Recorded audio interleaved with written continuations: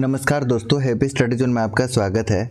और आज हम देखने वाले हैं झारखंड दारोगा मेंस का क्वेश्चन। टोटल 150 क्वेश्चन आज हम यहाँ पर देखने वाले हैं, जिसमें आज हम कवर करेंगे math, reasoning, science, GK, Jharkhand GK और कंप्यूटर। यानी कि पेपर 3 के लिए हम टोटल 150 क्वेश्चन कवर करने वाले हैं कंप्लीट एनालिसिस के साथ में, जिसमें मैथ और रीजनिंग का भी हम सोल्यूशन करने वाले हैं। तो काफ़ी शानदार और ज़बरदस्त सेशन रहने वाला है। तो चलिए इसका सेशन स्टार्ट करते हैं क्वेश्चन नंबर फर्स्ट के साथ में। और देखिए ये मेंस के पेपर से आपको पता लग जाएगा कि कैसे क्वेश्चन पूछे गए हैं और नेक्स्ट कैसे क्वेश्चन पूछे जा सकते हैं। और कई बार as it is question previous year से भी उठा लिए जाते हैं, तो इसको ज़रूर से आपको कंप्लीट करना चाहिए। तो चलिए स्टार्ट करते हैं क्वेश्चन नंबर फर्स्ट के साथ में। रैम एक प्रकार का है। क्वेश्चन नंबर फर्स्ट का आंसर आपको करना है, बहुत ही शानदार प्रश्न है। तो इस प्रश्न का उत्तर इजीली आप कर सकते हैं, ऑप्शन नंबर सी हो जाएगा, यानी कि परिवर्तनशील मेमोरी है, यानी कि वोलेटाइल मेमोरी है। और आप जानते हैं कि वोलेटाइल मेमोरी क्या होता है?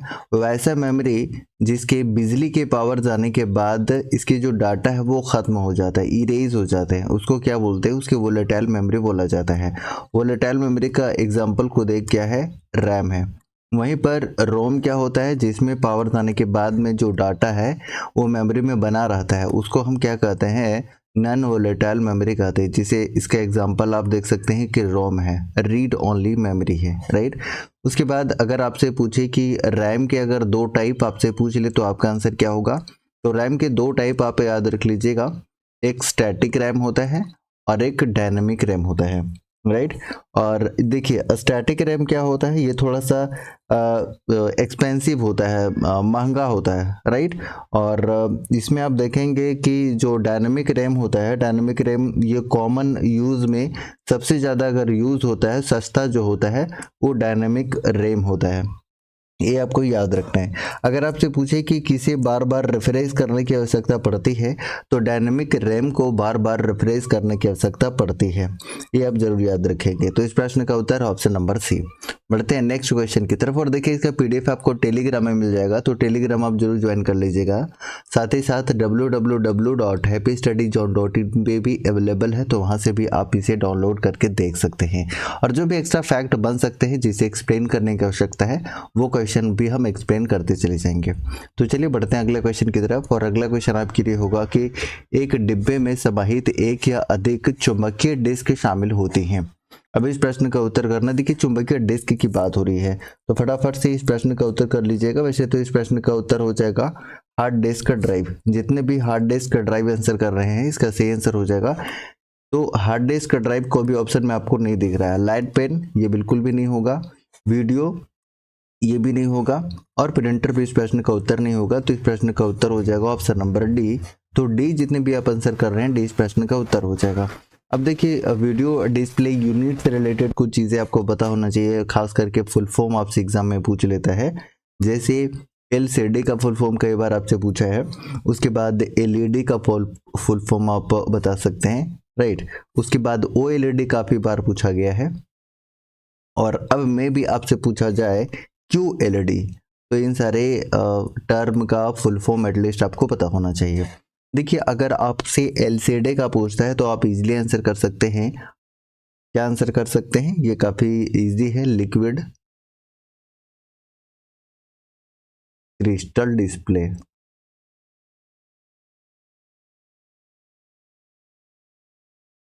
वहीं पर आपसे अगर LED पूछ लेते हैं तो लाइट इमिटिंग डायोड।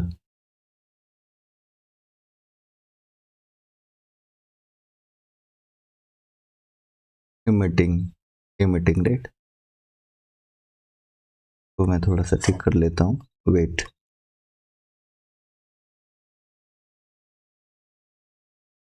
तो ये आपका हो जाए लाइट इमिटिंग डायोड, ठीक है। उसी तरीके से OLED अगर आपसे पूछ लेते हैं तो आपको बताना है क्या है? OLED का ऑर्गेनिक इसमें लग जाएगा, O स्टैंड्स फॉर ऑर्गेनिक, तो ये आप ध्यान रखेंगे, राइट, ऑर्गेनिक। और QLED में Q का क्या हो जाता है? क्वांटम हो जाता है, ठीक है, क्वांटम। तो ये आप कम से कम वीडियो से इतना ज़रूर याद रख लीजिएगा। LCD liquid crystal display, light emitting diode, उसके बाद ऑर्गेनिक लाइट इमिटिंग डायोड और क्वांटम लाइट इमिटिंग डायोड, इतना पता होना चाहिए। अच्छा, थोड़ा सा अगर हम प्रिंटर से रिलेटेड इन्फॉर्मेशन डिस्कस करना चाहें तो आपको क्या क्या पता है। देखिए, प्रिंटर आपके दो तरीके से प्रिंटर होते हैं। देखिए, दो प्रिंटर कौन कौन से होते हैं, तो एक क्षमता के आधार पे जिसमें आप कैरेक्टर और लाइन प्रिंटर और पेज प्रिंटर देखते हैं, और एक आपका प्रिंट के तरीके के अनुसार जिसका भी दो टाइप होता है, और यह वाला बार बार आपसे पूछता है कौन कौन सा। तो एक आपका इम्पैक्ट प्रिंटर होता है और एक नॉन इम्पैक्ट प्रिंटर होता है। अब ये दोनों में अंतर समझिए, बहुत इंपॉर्टेंट है, ठीक है। अब देखिए, जो आपका इम्पैक्ट प्रिंटर है वो कागज को छू कर प्रिंट करता है, इसको टच करके प्रिंट करता है इम्पैक्ट प्रिंटर में। इसका एग्जांपल कई बार पूछा है आपसे, जैसे डॉट मैट्रिक्स है, डेजी व्हील है, कैरेक्टर प्रिंटर है, ये सारे के सारे इम्पैक्ट प्रिंटर में आ जाते हैं। वहीं पर नॉन प्रिंटर की बात करते हैं तो इसमें कागज को बिना टच किए ही प्रिंट किया जाता है, उसको नॉन इम्पैक्ट प्रिंटर बोलते हैं। इसका एग्जाम्पल बेहद इंपॉर्टेंट है, जरूर याद रख लीजिएगा कौन कौन सा हो जाएगा।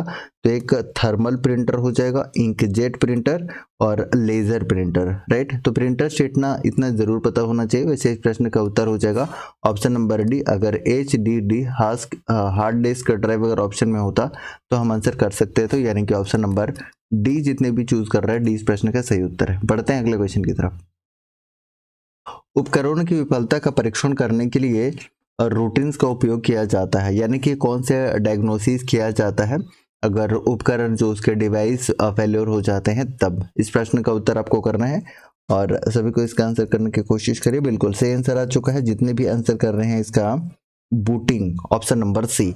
बूटिंग इस प्रश्न का उत्तर हो जाएगा, ऑप्शन नंबर सी, ठीक है। तो ये कब किया जाता है, जब कोई भी उपकरण फेल्योर हो जाता है, डिवाइस फेल्योर हो जाता है, तो उसके सॉल्यूशन के लिए हम लोग बूटिंग करते हैं, बूट करते हैं, ठीक है।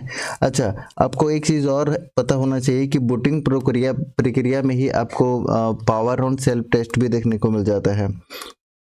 यही वाला परीक्षण वहां पर किया जाता है पोस्ट का, ठीक है, पावर ऑन सेल्फ टेस्ट का, राइट। और ये क्या करता है, ये चलाकर मतलब सिस्टम के घटकों को अच्छी तरीके से जांच पड़ताल करता है, जैसे रैम को चेक करता है, CPU को चेक करता है, डिस्क ड्राइव आदि को चेक करता है, राइट।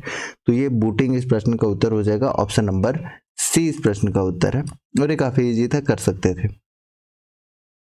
दो या अधिक प्रोसेसर पर एक या अधिक उपयोगकर्ताओं के एकजुटे होने के रूप में जाना जाता है। क्वेश्चन नंबर 4 आपके लिए है और 4 का आंसर बताइए क्या होगा। तो मल्टी प्रोसेसिंग बोला जाता है। मल्टी प्रोसेसिंग नाम से ही पता लग रहा है, ठीक है, जिसमें दो या इससे अधिक प्रोसेसर एक साथ कार्य कर रहे होंगे, उसको बोलेंगे, राइट। तो ये आपको याद रखना है। साथ ही साथ आप अगर आपसे मैं पूछ लूँ कि SMP का फुल फॉर्म क्या होगा, तो सिमेट्रिक मल्टी प्रोसेसिंग हो जाएगा। और AMP अगर आपसे पूछ लेता है तो असिमेट्रिक मल्टी प्रोसेसिंग हो जाएगा, ठीक है। तो फुल फॉर्म भी आपसे पूछा जा सकता है, इसको भी थोड़ा ध्यान रख सकते हैं। इस प्रश्न का उत्तर है ऑप्शन नंबर बी। नेक्स्ट बढ़ते हैं अगले क्वेश्चन की तरफ, और जहां भी आवश्यकता होगी वहीं पर हम एक्सप्लेन कर रहे होंगे। अगला क्वेश्चन है कि उपयोगकर्ताओं को स्क्रीन के विभिन्न भागों पर बिंदु करने की अनुमति देता है, यानी कि allows user two point two different parts of the screen. Question number 5 का आंसर आपको करना है। इस करेक्ट आंसर हो जाएगा पॉइंटिंग उपकरण, जिसे हम क्या करते हैं, किसी भी चीज़ों को दिखाते हैं। लाइक जैसे देखिए आप माउस से हम क्या करते हैं, किसी भी चीज़ को पॉइंट करते हैं, ठीक है। जो कर्सर का इस तरीके से पॉइंट होता है उससे हम क्या करते हैं कि चीज़ों को पॉइंट करके हम बताते हैं, जो बिंदु के रूप में हो सकता है, कर्सर के रूप में हो सकता है, हाथ के रूप में हो सकता है, तीर के निशान हो सकते हैं, राइट। तो ये पॉइंटिंग उपकरण होता है। और पॉइंटिंग डिवाइस में कौन सा डिवाइस आता है, तो ये माउस जो है पॉइंटिंग डिवाइस के अंतर्गत आता है, जो कि एक इनपुट डिवाइस है। तो आप ऑप्शन नंबर डी की तरफ जा सकते हैं और डी इसका बिल्कुल करेक्ट आंसर हो जाएगा। इसका टच पैड, टच स्क्रीन, ये सारे के सारे हो जाएंगे। और आपको बताना है कि पॉइंटिंग डिवाइस जो माउस है, इसका आविष्कार कब किया गया था। इसका आविष्कार किया गया था 1960 में, और डगलस एंजल बट के द्वारा किया गया था। ये जरूर याद रख लीजिएगा, ये पूछा जाता है कई बार। कंप्यूटर सिस्टम का सरल उपयोग है। The simple use of a computer system is, very easy, आप आंसर कर सकते हैं। क्वेश्चन नंबर 6 का आंसर करिए। 6 का आंसर क्या हो जाएगा? तो ऑपरेटिंग सिस्टम का उद्देश्य होता है। क्या होता है बताइए? क्वेश्चन नंबर 6 का आपको आंसर करना है कंप्यूटर सिस्टम। देखिए सिस्टम कंप्यूटर जो होता है ना, एक तरीके से आप बोल सकते हैं कि ऑपरेटिंग सिस्टम होता है, ठीक है। पर्पस ऑफ ऑपरेटिंग सिस्टम, तो ऑप्शन नंबर ए की तरफ आप जा सकते हैं।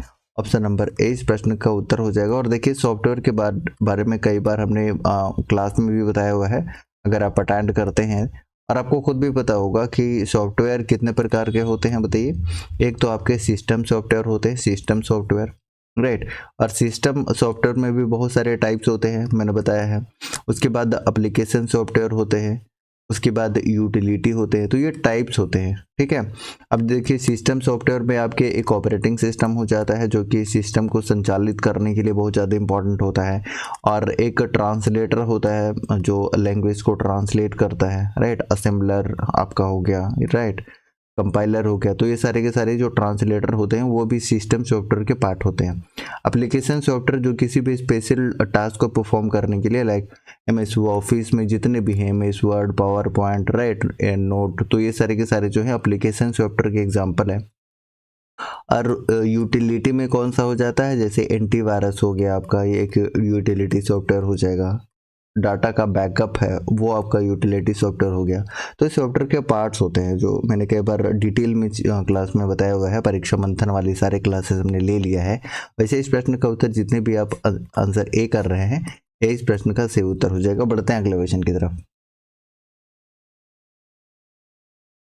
अगला क्वेश्चन है कि हार्डवेयर संसाधनों के नियंत्रण और उपयोग को संभालता है, कौन संभालता है?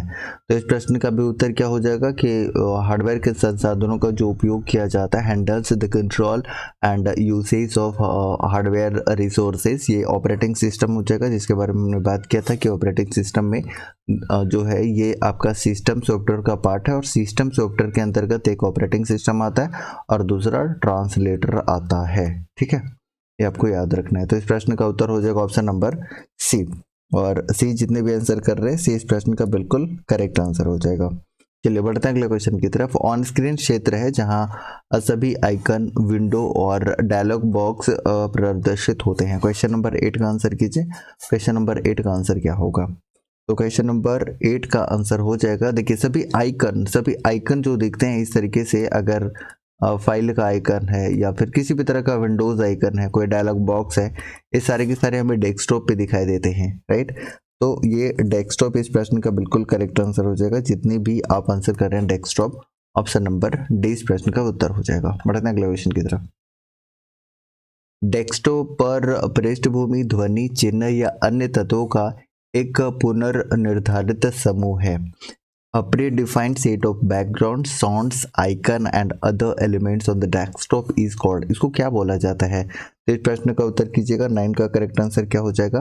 तो इसको बोला जाता है थीम। ये सारे मिलाकर बनते हैं थीम, चाहे बैकग्राउंड हो, साउंड हो, आइकन हो या कोई भी अदर एलिमेंट्स जो हम अपने अट्रैक्टिव बनाने के लिए, उसके डिज़ाइन को चेंज करने के लिए यूज़ कर रहे होते हैं, उसे क्या बोला जाता है? थीम बोला जाता है। तो इस प्रश्न का उत्तर क्या हो जाएगा? इस प्रश्न का उत्तर हो जाएगा ऑप्शन नंबर ए, थीम बोला जाता है। नेक्स्ट क्वेश्चन है जहां से हर बार प्रश्न पूछे गए हैं और पूछा भी जाता है। तो वर्ड फाइल में डॉट डॉट सुविधा को आपको एक शब्द के लिए समानार्थी शब्द खोजने के लिए मदद करती है। Word file the dot dot feature helps you to find for a synonym word. तो सिनोनिम्स अगर फाइंड आउट करना है तो इसके लिए आप क्या यूज़ करते हैं? तो देखिए एक चीज़ आपको पता होना चाहिए कि जो टैब होता है, कौन सा टैब? तो एक रिव्यू टैब। और इसी रिव्यू टैब के अंतर्गत आपको क्या देखने को मिलता है? एक थिसोरस देखने को मिल जाता है, ठीक है, थिसोरस। और दूसरा स्पेलिंग चेक भी देखने को मिल जाता है। तो स्पेलिंग चेक के लिए आपको पता होना चाहिए कि F7 इसका शॉर्टकट की होता है। वहीं पर थिसोरस जो कि समानार्थी शब्द यानी कि सिनोनिम्स शब्द खोजने में मदद करती है, वो इसका जो शॉर्टकट कीज है ये भी आपसे पूछा है। तो शिफ्ट प्लस F7 आपको ध्यान रखना है और ये इंपॉर्टेंट है। और किस में देखने को मिलता है? कौन सा टैब में? तो टैब भी ध्यान रख लीजिएगा कि ये रिव्यू टैब में आपको देखने को मिल जाता है, ठीक है। रिव्यू टैब में ये आपको देखने को मिलता है, ये जरूर याद रख लीजिएगा। चलिए बढ़ते हैं अगले क्वेश्चन की तरफ। वैसे इस प्रश्न का उत्तर क्या हो जाएगा, थिसोरस, जितने भी आप आंसर कर रहे हैं option number C, option number C इसका बिल्कुल करेक्ट आंसर हो जाएगा। और इसका जो शॉर्टकट होगा शिफ्ट प्लस F7 इसका शॉर्टकट होगा। तो ऑप्शन नंबर सी जितने भी कर रहे हैं वो सही है। अगले क्वेश्चन की तरफ बढ़ते हैं। कमांड पिछले कमांड के प्रभाव को उलट देती है। The command that reverse the effect of the previous command is called, इसको अंडू बोला जाता है, एवरीबॉडी नोस। और अंडू का जो शॉर्टकट कीज होता है वो क्या होता है, तो कंट्रोल प्लस जेड से हम अंडू करते हैं। वहीं पर अगर हमें रीडू करने की आवश्यकता होती है तो रीडू के लिए क्या करते हैं, तो इसके लिए कंट्रोल प्लस वाई होता है, राइट, सभी को पता है। और पेस्ट के लिए तो खैर जानते हैं ये कंट्रोल प्लस वी होता है, कट के लिए कंट्रोल प्लस एक्स होता है। तो इन सारी चीजों को ऑलरेडी आप जानते हैं। काफी इजी प्रश्न भी कई बार पूछ लिए जाते हैं, मिसलेनियस होता है, कुछ टफ, मॉडरेट और थोड़ा सा हार्ड बोल सकते हैं, ये होता है। चलिए अगला क्वेश्चन है कि वर्तनी और व्याकरण का हिस्सा डॉट डॉट टाइप में होता है। अभी तुरंत हमने बताया था कि जो आपका रिव्यू टाइप होता है, राइट, रिव्यू टाइप, इस रिव्यू टाइप में ही आपको क्या देखने को मिलता है, इसमें आपका ग्रामर चेक देखने को मिलता है, जिसमें हम ग्रामर चेक कर रहे होते हैं, जिसका जो शॉर्टकट की होता है वो F7 होता है। वहीं पर दूसरा जो हम देखते हैं वो थिसोरस होता है, राइट, थिसोरस होता है। और थिसोरस क्या कर रहा होता है, ये सिनोनिम्स या समानार्थी शब्दों को खोजने के लिए उपयोग किया जाता है। तो इसका शॉर्टकट कीज क्या होता है, तो शिफ्ट प्लस F7 होता है, ठीक है, शिफ्ट प्लस F7 होता है। तो ये कहाँ पर, तो रिव्यू टाइम में मिलता है। तो कई बार टैब भी आपसे पूछ लेता है, टैब भी आपको ध्यान रखना है। तो इस प्रश्न का उत्तर हो जाएगा सी, और सी जितने भी कर रहे हैं सी में ही आपका ग्रामर चेक और जो आपका ये सिनोनिम्स समानार्थी शब्द खोजने के लिए जो ऑप्शंस होते हैं वो रिव्यू टैब में ही होते हैं। नेक्स्ट है, संपूर्ण दस्तावेज का चयन करने के लिए शॉर्टकट कौन सा है। ये इजी है, यानी कि सेलेक्ट ऑल का ऑप्शन कौन सा होता है, जिसमें इंटायर डॉक्यूमेंट को हम सिलेक्ट करते हैं, तो कंट्रोल एल से होता है, कंट्रोल ए से, राइट, और सी से कॉपी, बी से बोल्ड, पी से प्रिंट, ये सारे आप जानते हैं ऑलरेडी। तो ऑप्शन ए इस प्रश्न का उत्तर हो जाएगा।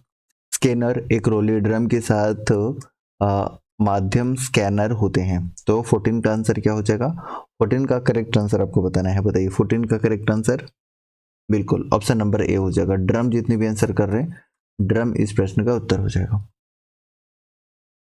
डॉट डॉट ने कंप्यूटर माउस का आविष्कार किया था। तो हमने बताया था कि एक पॉइंटिंग डिवाइस है जिसका आविष्कार 1960 ईस्वी में डगलस एंजलबर्ट के द्वारा किया गया था। कुछ देर पहले ही हमने डिस्कस किया था। तो ये इजी है, ऑप्शन नंबर ए इस प्रश्न का उत्तर हो जाएगा। जब आप माउस को दबाए रखें और उसे स्लाइड के चारों ओर माउस को ले जाएं तो इसे क्या कहा जाता है, यानी कि ड्रैग करते हैं, एक तरीके से खींचते हैं चीज़ों को माउस के थ्रू, क्या करते हैं आप ड्रैग कर रहे होते हैं, ड्रैगिंग इस प्रश्न का उत्तर हो जाएगा। ठीक है, तो ड्रैगिंग जितने भी आंसर कर रहे हैं, ड्रैगिंग, यानी कि देखिए माउस से रिलेटेड कितने क्वेश्चन पूछ लिए। पहला तो पूछ लेगा कि कौन सा डिवाइस है, तो ये एक पॉइंटिंग डिवाइस है, ठीक है। फिर दूसरा पूछ लेगा कि इसका आविष्कारक कौन है, तो डगलस एंजलबर्ट है, राइट। तीसरा पूछ लेगा कि इसका आविष्कार कब हुआ था, 1960 ईस्वी में। का क्या काम है इसका, तो ड्रैगिंग करना, खींचना इसका काम है। तो माउस से बहुत सारे प्रश्न पूछ लिए जाते हैं। अगला क्वेश्चन आपके लिए क्वेश्चन नंबर 17। बटन का उपयोग करके आप वर्कशीट के चारों ओर घुमा सकते हैं, ठीक है। बताइए क्वेश्चन नंबर 17 का आंसर क्या होगा। वेरी इजी, इसको स्क्रॉल करना बोलते हैं, राइट, स्क्रॉल करना। माउस में जो स्क्रॉल बटन होता है, ठीक है, बटन का प्रयोग करके हम जो चारों तरफ घुमा रहे होते हैं वो स्क्रॉल बटन के थ्रू घुमा रहे होते हैं, जो कि इस तरीके से रिंग टाइप से लगा होता है। तो ये भी इजी है, ऑप्शन नंबर बी की तरफ आप जा सकते हैं। Spell check dot dot menu के अंतर्गत आता है, ये हमने एक्सप्लेन भी कर दिया और बता भी दिया है कि ये स्पेल चेक आपका जो है ये रिव्यू बटन के अंतर्गत आता है, जिसमें F7 के अंतर्गत हम ग्रामर चेक करते हैं। और शिफ्ट प्लस F7 जब हमारे पास होता है तो हम क्या करते हैं, उसमें थिसोरस यानी कि सिनोनिम्स शब्द, एक ही तरह के समानार्थी शब्द खोजने के लिए यूज कर रहे होते हैं, वो रिव्यू टाइम में होता है। अगला है कि व्याकरण त्रुटि संबंधी दिखाई देता है। अगर व्याकरण से ग्रामर संबंधी कोई भी त्रुटि है तो वो आपका कौन सा कलर दिखता है, ये बताना है आपको। वेरी इंपॉर्टेंट और ऐसे प्रश्न पूछे गए हैं। तो देखिए सबसे पहले जो आपको ये दिख रहा है, रेड दिख रहा है, आप देखेंगे तो इसमें स्पेलिंग आपको देखने को मिलेगा। अगर किसी भी तरह का स्पेलिंग एरर होता है तब आपको लाल देखने को मिलता है। और ब्लू कब देखने को मिल जाता है, जब कॉन्टेक्चुअल एरर होता है तब आपका देखने को मिल जाता है। कॉन्टेक्चुअल एरर होता है तब नीला। और हरा इस प्रश्न का उत्तर हो जाएगा, जितने भी आप आंसर कर रहे हैं, ऑप्शन नंबर सी, यानी कि व्याकरण संबंधी कोई भी एरर होता है तब आपको ग्रीन देखने को मिलता है। तो सी इस प्रश्न का उत्तर हो जाएगा, option number C. Next, Microsoft ने एक कार्यालय एकीकरण उपकरण शुरू किया है जिसे डॉट डॉट के रूप में जाना जाता है। Microsoft launched on office integration tool known as. तो क्वेश्चन नंबर 20 का आपको आंसर करना है। 20 का आंसर क्या होगा बताइए? तो 20 का करेक्ट आंसर बताइए, ऑप्शन नंबर ए हो जाएगा, माइक्रोसॉफ्ट ऑफिस। और देखिए माइक्रोसॉफ्ट ऑफिस आपके लिए बहुत इंपॉर्टेंट है, क्योंकि यहाँ से प्रश्न बार बार पूछे गए हैं और बार बार यहाँ से क्वेश्चन रहता ही रहता है। तो माइक्रोसॉफ्ट से रिलेटेड क्या क्या याद रख सकते हैं? तो इसमें आपका MS वर्ड, MS ऑफिस में आपका पावर पॉइंट जो कि PPTX इसका एक्सटेंशन होता है। एक्सटेंशन जरूर याद रख लीजिए, जैसे वर्ड का डॉकएक्स होता है अब लेटेस्ट वाला, ठीक है। और उसके बाद आपके पास क्या है, एक्सेल है। तो ये तीनों एटलीस्ट ज़्यादा देखने को मिलता है जहाँ से प्रश्न रहता है। तो MS ऑफिस में आप जरूर याद रख लीजिएगा। हालांकि MS ऑफिस की जो शुरुआत हुई थी गाइस, वो 1988 ईस्वी में इसकी ये शुरुआत हुई थी, ठीक है, शुरुआत हो गई थी। ओके, और अभी जो वर्तमान में यूज हो रहा है वो माइक्रोसॉफ्ट 365 ज़्यादा को देखने को मिल रहा है। अगला क्वेश्चन है कि केंद्रीय वस्त्र मंत्रालय ई कॉमर्स कंपनी मित्र से किस कारण जुड़ा हुआ है? ये थोड़ा सा करंट अफेयर टाइप का क्वेश्चन हो सकता है, जो 2017 में उसके बर्निंग टॉपिक के हिसाब से पूछा गया होगा। इस पे ज़्यादा गौर नहीं करेंगे, लेकिन हाँ, इसका आंसर हो जाएगा ऑप्शन नंबर ए, हथकरघा उद्योग को बढ़ावा देने के लिए। तो ऑप्शन नंबर ए की तरफ आप जा सकते हैं, ए इस प्रश्न का उत्तर होगा। निम्नलिखित देशों में से कौन सी ब्रिक्स का सदस्य देश नहीं है? ब्रिक्स ऑलरेडी आप जानते हैं, ब्रिक्स में कौन कौन सा सदस्य देश है, पहले तो ये बताइए। और हाल ही में इसमें 5 नए सदस्य देश जोड़ दिए गए हैं, 5 पहले से था और 5 और जोड़ दिया गया है। अब आपसे पूछा जा सकता है कि इसकी स्थापना कब हुई थी, बताइए। स्थापना कितने लोग बता सकते हैं? तो स्थापना याद रखिएगा कि ये जून 2009 में इसकी स्थापना हुई थी, 16 जून को एग्जैक्टली, जिसमें भी टोटल सदस्य देशों की संख्या 10 है। तो पहले 5 जान लीजिए जो पुराने वाले हैं, जिसमें आप देखिए कि ब्राज़ील है, रूस है, इंडिया, चाइना, साउथ अफ्रीका है, राइट। और 5 जो नए जुड़े हैं वो भी आपको पता होना चाहिए कौन कौन से हैं। जो 5 नए जुड़े हैं बताइए, तो आपको पता होना चाहिए इसमें 5 कौन कौन से हैं। तो एक मिस्र आपको याद रखना है, चलिए मैं लिख देता हूँ।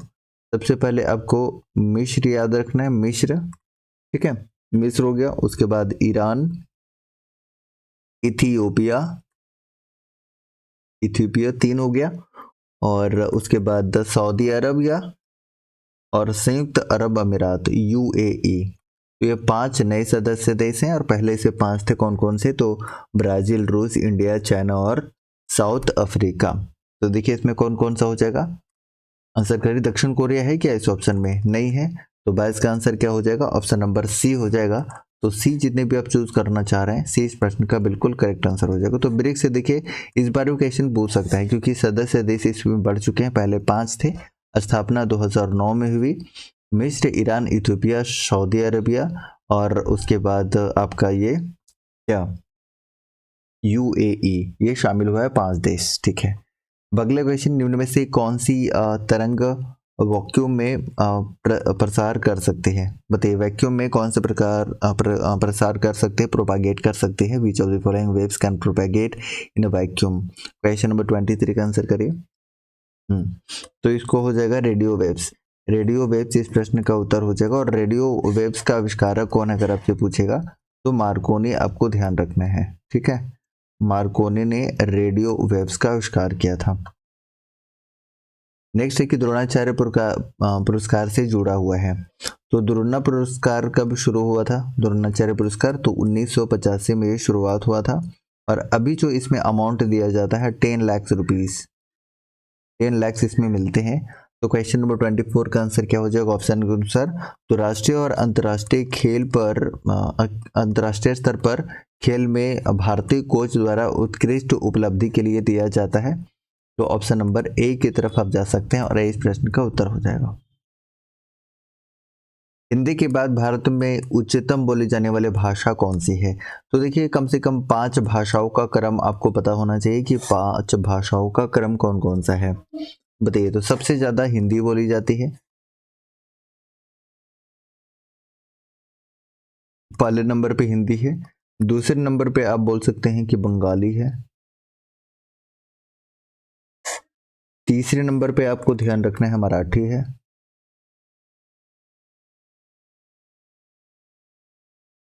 चौथे नंबर पे तेलुगु है और 5वें नंबर पे आपको याद रखना है तमिल है।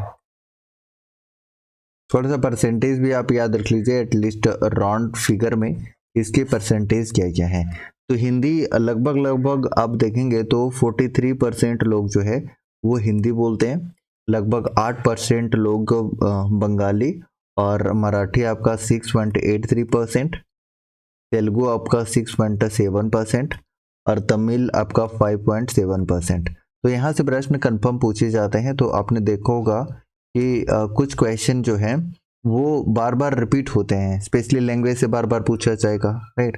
तो इस प्रश्न का उत्तर क्या हो जाएगा? बंगाली इस प्रश्न का उत्तर हो जाएगा, क्योंकि हिंदी के बाद आपसे पूछा हुआ है। तो बंगाली जितने भी आंसर कर रहे हैं ऑप्शन नंबर बी वो सही है। प्रसिद्ध किताब गोदान के लेखक कौन है? ये वेरी इजी, मेरे ख्याल से इसका आंसर सभी कोई जानते हैं। बताइएगा कि गोदान के लेखक कौन है, वेरी इजी।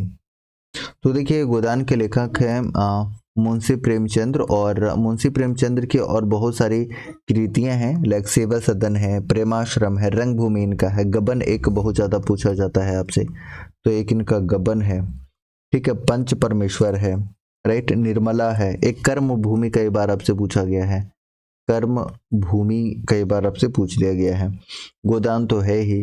इसके अलावा एक कायाकल्प जरूर याद रख लीजिएगा, कायाकल्प, मैं एक बार रिपीट कर देता हूँ, अगर आप नोट कर रहे हैं तो नोट कर लीजिएगा। एक सेवा सदन है, प्रेमाश्रम है, रंगभूमि, निर्मला, गबन, कर्मभूमि, गोदान और कायाकल्प, ये सारे के सारे इंपॉर्टेंट है। एक पंच परमेश्वर, हाँ एक और याद रख लीजिएगा, पूस की रात, पूस की रात, ये सारे की सारी जो किताबें हैं ये अब मुंशी प्रेमचंद्र के द्वारा लिखी गई किताबें हैं, ठीक है। मैला आंचल किसके द्वारा लिखा गया, आंसर कर दीजिएगा आप लोग।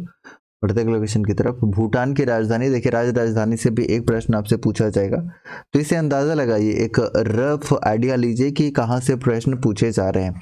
तो आप देखेंगे ऑलमोस्ट अभी सिलेबस को ये फॉलो कर रहा है, तो सिलेबस को एक बार आप जरूर देखिए और सिलेबस के अनुसार चीज़ों को पढ़िए, तो ये काफ़ी बेनिफिशियल होता है। इसलिए मैं कहता हूँ कि सिलेबस को बहुत अच्छे से कंप्लीट करिए। भूटान की राजधानी है थिम्पू, एवरीबडी नोस, और ये इजी भी है। और देखिए भूटान से रिलेटेड क्या याद रख सकते हैं कि भूटान की जो स्वतंत्रता दिवस है वो 8 अगस्त को मनाया जाता है, 8 अगस्त को। चलिए इनकी भाषा कई बार आपसे पूछा है, तो भूटान की भाषा अगर आपसे पूछता है, नेक्स्ट टाइम पूछा जा सकता है, तो जोंखा आप याद रख लीजिएगा, जोंखा, जोंखा इनकी भाषा है, इंपॉर्टेंट है। और इनकी मुद्रा नुगुल रूम है, ये भी कई बार आपसे पूछ लेता है, ठीक है। चलिए, और इसके संसद का नाम सोगडू, तो सोगडू भी आपसे कई बार पूछता ही है। बढ़ते हैं अगले क्वेश्चन की तरफ। मॉरिशस की राष्ट्रीय मुद्रा क्या है? मॉरिशस की तो रुपया है, सभी कुछ जानते हैं। और रुपया कौन कौन से देश का, लगभग 4 देश का बता दीजिए कि 4 कौन कौन सा ऐसा देश है जिसका मुद्रा रुपया है। अंतरराज्य आपूर्ति पर लगाए गए कर क्या है, बताइए। जो इंटरस्टेट में इम्पोज किए जाते हैं टैक्स, वो टैक्स कौन से हैं? क्वेश्चन नंबर 29 का आंसर कीजिए। तो ये लगाए जाते हैं SGST या CGST। तो इस प्रश्न का उत्तर क्या हो जाएगा? ऑप्शन नंबर ए इस प्रश्न का उत्तर हो जाएगा, ऑप्शन नंबर ए। अंतरराज्य, राज्य का है ना, तो स्टेट हो जाएगा, स्टेट। चलिए अगला क्वेश्चन है कि किस देश में अगले ग्रीष्मकालीन ओलंपिक की मेजबानी की है? तो ये आपका 2017 के अनुसार आंसर है, ठीक है। तो आपको रिलेट करिए कि कौन सा टॉपिक से क्वेश्चन पूछा जा रहा है, एटलीस्ट ये आपको देखना है। तो उस समय के अनुसार इसका आंसर डी था, जापान। काकोरी षड्यंत्र जिसका नाम चेंज हो गया है और इसका नाम हो गया है काकोरी ट्रेन एक्शन। तो इसके षड्यंत्र केस के साथ कौन कौन संबंधित है? Who is associated with Kakori conspiracy case? Question number 31 का आंसर हो जाएगा। बताइए क्या होगा? तो 31 का आंसर हो जाएगा सारे के सारे, यानी कि राम प्रसाद बिस्मिल, अशफाकुल्ला खां और राजेंद्र लाहिड़ी, चंद्रशेखर आजाद। इस प्रश्न का उत्तर हो जाएगा ऑप्शन नंबर डी। तो ये कब हुआ था? ये काकोरी जो षड्यंत्र है ये कब हुआ था? तो 9 अगस्त 1925 को हुआ था। ये ईस्वी भी कई बार आपसे पूछ लिया है। तो देखिए क्वेश्चन इजी टू मॉडरेट ही रहते हैं, बस जरूरत है कि सारे सब्जेक्ट को हम क्या करें, एसोसिएट करके और इक्वली इंपॉर्टेंस दें तो थोड़ा सा आसान हो जाएगा आपके लिए। भक्ति संत कबीर किस राज्य से संबंधित थे? क्वेश्चन नंबर 32 का। तो ये उत्तर प्रदेश से संबंधित है, यूपी से। ऑप्शन नंबर सी इस प्रश्न का उत्तर हो जाएगा। ठीक है। निम्नलिखित में से डॉट डॉट नदी के तट पर स्थित भारतीय शहर सूरत स्थित है, किस नदी के तट पर स्थित है ये आपको बताना है। तो देखिए नदी और उसके किनारे बसा हुआ शहर, यहाँ से भी प्रश्न आपको देखने को मिला है एग्जाम में। तो इस प्रश्न का उत्तर हो जाएगा ताप्ती। ताप्ती, जितने भी आंसर कर रहे हैं ताप्ती, इस प्रश्न का उत्तर हो जाएगा ताप्ती। और गंगा नदी के किनारे अगर कम से कम एक आपसे पूछ ले तो आपका आंसर क्या होना चाहिए? तो इलाहाबाद या प्रयागराज बोल सकते हैं आप, प्रयागराज, जहाँ पर कुंभ मेला भी लगता है। उसके बाद नेक्स्ट अगर मैं आपसे पूछ लूं कि गोदावरी नदी के किनारे कौन सा शहर या फिर स्थान ये है स्थित है, तो राजमुंदरी आप आंसर कर सकते हैं, राजमुंदरी। उसी तरीके से कुछ और रिवाइज कर लीजिए, जैसे यमुना नदी के किनारे आपका आगरा है, साबरमती नदी के किनारे अहमदाबाद है, सरयू नदी जो है, सरयू सरयू नदी के किनारे कौन सा है बताइए? सरयू नदी के किनारे अयोध्या है। तो ऐसे करके क्वेश्चन पूछे जाते हैं। और भी कुछ रिवीजन करना चाहें, जैसे महानदी आपका कटक, ठीक है, कटक शहर जो है महानदी के किनारे, नई दिल्ली यमुना के किनारे, डिब्रूगढ़ जो कि असम की दूसरी राजधानी ब्रह्मपुत्र, राइट। उसके बाद गुवाहाटी ब्रह्मपुत्र नदी के किनारे, गंगा नदी के किनारे ही एक और आप चाहें तो नोट कर लीजिए, हरिद्वार आपको पता ही होगा, पटना भी है, वाराणसी भी है, ठीक है, ये गंगा नदी के किनारे हैं, हरिद्वार भी है, हैदराबाद आपका मूसी नदी के किनारे है। तो इन सारी चीजों को आप जरूर याद रखिए। कार्बन डाइऑक्साइड का वातावरण डॉट डॉट से होता है, चलिए आंसर कीजिएगा। 0.03% आपको कार्बन डाइऑक्साइड देखने को मिल रहा है, तो 34 का आंसर करिए और इसका आंसर हो जाएगा volume, option number B, carbon dioxide CO2। अगला क्वेश्चन आपके लिए है कि टेक महिंद्रा द्वारा लॉन्च किए गए इलेक्ट्रॉनिक वॉलेट का क्या नाम है? उस समय 2017 के अनुसार ये करंट अफेयर माना जा सकता है, तो मोबो मनी उसमें नाम था। तो ऑप्शन नंबर ए इस प्रश्न का उत्तर हो जाएगा और इसका PDF आपको टेलीग्राम में मिल जाएगा, तो ज्वाइन कर लीजिएगा। किस आंदोलन के साथ सरदार वल्लभ पटेल को पटेल का खिताब या इसको उपाधि दिया गया था? तो ये बारदोली सत्याग्रह था, जो कि बारदोली की महिलाओं ने ये उपाधि दी थी। निम्नलिखित में से कौन सा एक खरीफ फसल है? खरीफ फसल कौन सा है? 37 का आंसर कीजिए। तो मूंगफली जो है एक खरीफ फसल है, ऑप्शन नंबर ए इसका सही आंसर हो जाएगा। निम्नलिखित में से कौन सी जल संरक्षण की विधि है? आंसर करेगा क्वेश्चन नंबर 38 का आंसर आपको करना है। और 38 का आंसर क्या होगा? 38 का आंसर हो जाएगा सभी सारे के सारे हैं, यानी कि अगर जल संग्रहण करना है तो बारिश के पानी को छत पर संग्रहित कर सकते हैं, पानी का संग्रहण कर सकते हैं, सिंचाई की दक्षता में सुधार किया जा सकता है। तो सारे के सारे हो जाएंगे option number D. Doctor Bhimrao Ambedkar द्वारा निम्नलिखित अधिकारों में से कौन सा वर्णन किया जाता है संविधान के दिल और आत्मा के रूप में जाना जाता है? Which of the following rights did Dr. Bhimrao Ambedkar describe as the heart and soul of Constitution? Question number 39 का आंसर कीजिए। ऑप्शन नंबर ए संवैधानिक उपचार, जितने भी आप आंसर कर रहे हैं संवैधानिक उपचार जो कि आर्टिकल 32 के अंतर्गत आता है, तो ऑप्शन नंबर ए इसका बिल्कुल करेक्ट आंसर हो जाएगा। और आपके जो फंडामेंटल राइट हैं जो कि बिल ऑफ राइट USA से लिया गया है, अगर इसका उल्लंघन होता है तो आप डायरेक्ट सुप्रीम कोर्ट जा सकते हैं आर्टिकल 32 के तहत, और अगर आपको हाई कोर्ट जाना है तो आर्टिकल 226 के तहत आप जा सकते हैं। डॉट डॉट गवर्नर द्वारा नियुक्त किया जाता है। क्वेश्चन नंबर 40 का आंसर कीजिएगा कि गवर्नर के द्वारा क्या नियुक्त किया जाता है। क्वेश्चन नंबर 40 का आंसर करिए। गवर्नर जो है वो राष्ट्रपति के द्वारा नियुक्त किया जाता है, प्रेसिडेंट के द्वारा। तो ऑप्शन नंबर 20 का बिल्कुल करेक्ट आंसर हो जाएगा। ठीक है, चलिए अब देखिए गवर्नर की बात आई है तो गवर्नर से रिलेटेड कुछ कुछ इंपॉर्टेंट आपके आर्टिकल्स याद होने चाहिए। 153 के अंतर्गत याद रख लीजिएगा कि प्रत्येक राज्य में एक राज्यपाल होगा, ये प्रावधान 153 के अंतर्गत है। और 154 में आपका कार्यपालिका शक्ति राज्यपाल में निहित होती है। उसके बाद 155 में राज्यपाल की नियुक्ति का वर्णन है जो कि राष्ट्रपति के द्वारा किया जाता है 155 के तहत। उसके बाद 156 में इनके जो पदावधि है वो दिखाया गया है। ठीक है, और 157 में आपका राज्यपाल बनने की क्या क्या योग्यताएं हैं। और 159 एक आप याद रखेंगे जिसमें शपथ की बात की गई है जो कि उच्च न्यायालय के मुख्य न्यायाधीश के द्वारा इनका शपथ करवाया जाता है। और एक लास्ट में 161 जरूर याद रख लीजिएगा क्योंकि राज्यपाल के क्षमादान की शक्ति है। ठीक है, तो एटलीस्ट इतना जरूर याद रखें। निम्नलिखित में से किनका कार्यकाल सबसे छोटा भारतीय राष्ट्रपति के रूप में रहा था। Who had the shortest tenure as president of India? Question number 40 का आंसर कीजिए। और मैं समझता हूँ कि इजी प्रश्न है, हालांकि जाकिर हुसैन इस प्रश्न का उत्तर हो जाएगा। तो जाकिर हुसैन जितने भी सोच रहे हैं, जाकिर हुसैन इस प्रश्न का उत्तर हो जाएगा। क्या रहा था टाइम पीरियड इनका, अगर आपसे पूछ ले तो टाइम पीरियड आप जरूर याद रख लीजिएगा कि 13 मई 1967 टू 3 मई 1969 तक था कार्यकाल। और ये तीसरे राष्ट्रपति बने थे, तीसरे प्रेसिडेंट बने थे। और इनकी जो मृत्यु है वो 3 मई 1869 को हो गई थी, इसीलिए जो है शॉर्टेस्ट का कार्यकाल आप बोल सकते हैं। तो इनके कार्यकाल के दौरान ही इनकी मृत्यु हो गई थी, ये आप ध्यान रख सकते हैं। ठीक है, चलिए बढ़ते हैं अगले क्वेश्चन की तरफ। वो वायसराय जो भारत में स्थानीय स्वराज के पिता के रूप में जाना जाता है, किसे बोला जाता है। Local self government in India के फादर कौन है। क्वेश्चन नंबर 42 का आंसर करिए। 42 का आंसर हो जाएगा option number D, Lord Ripon है।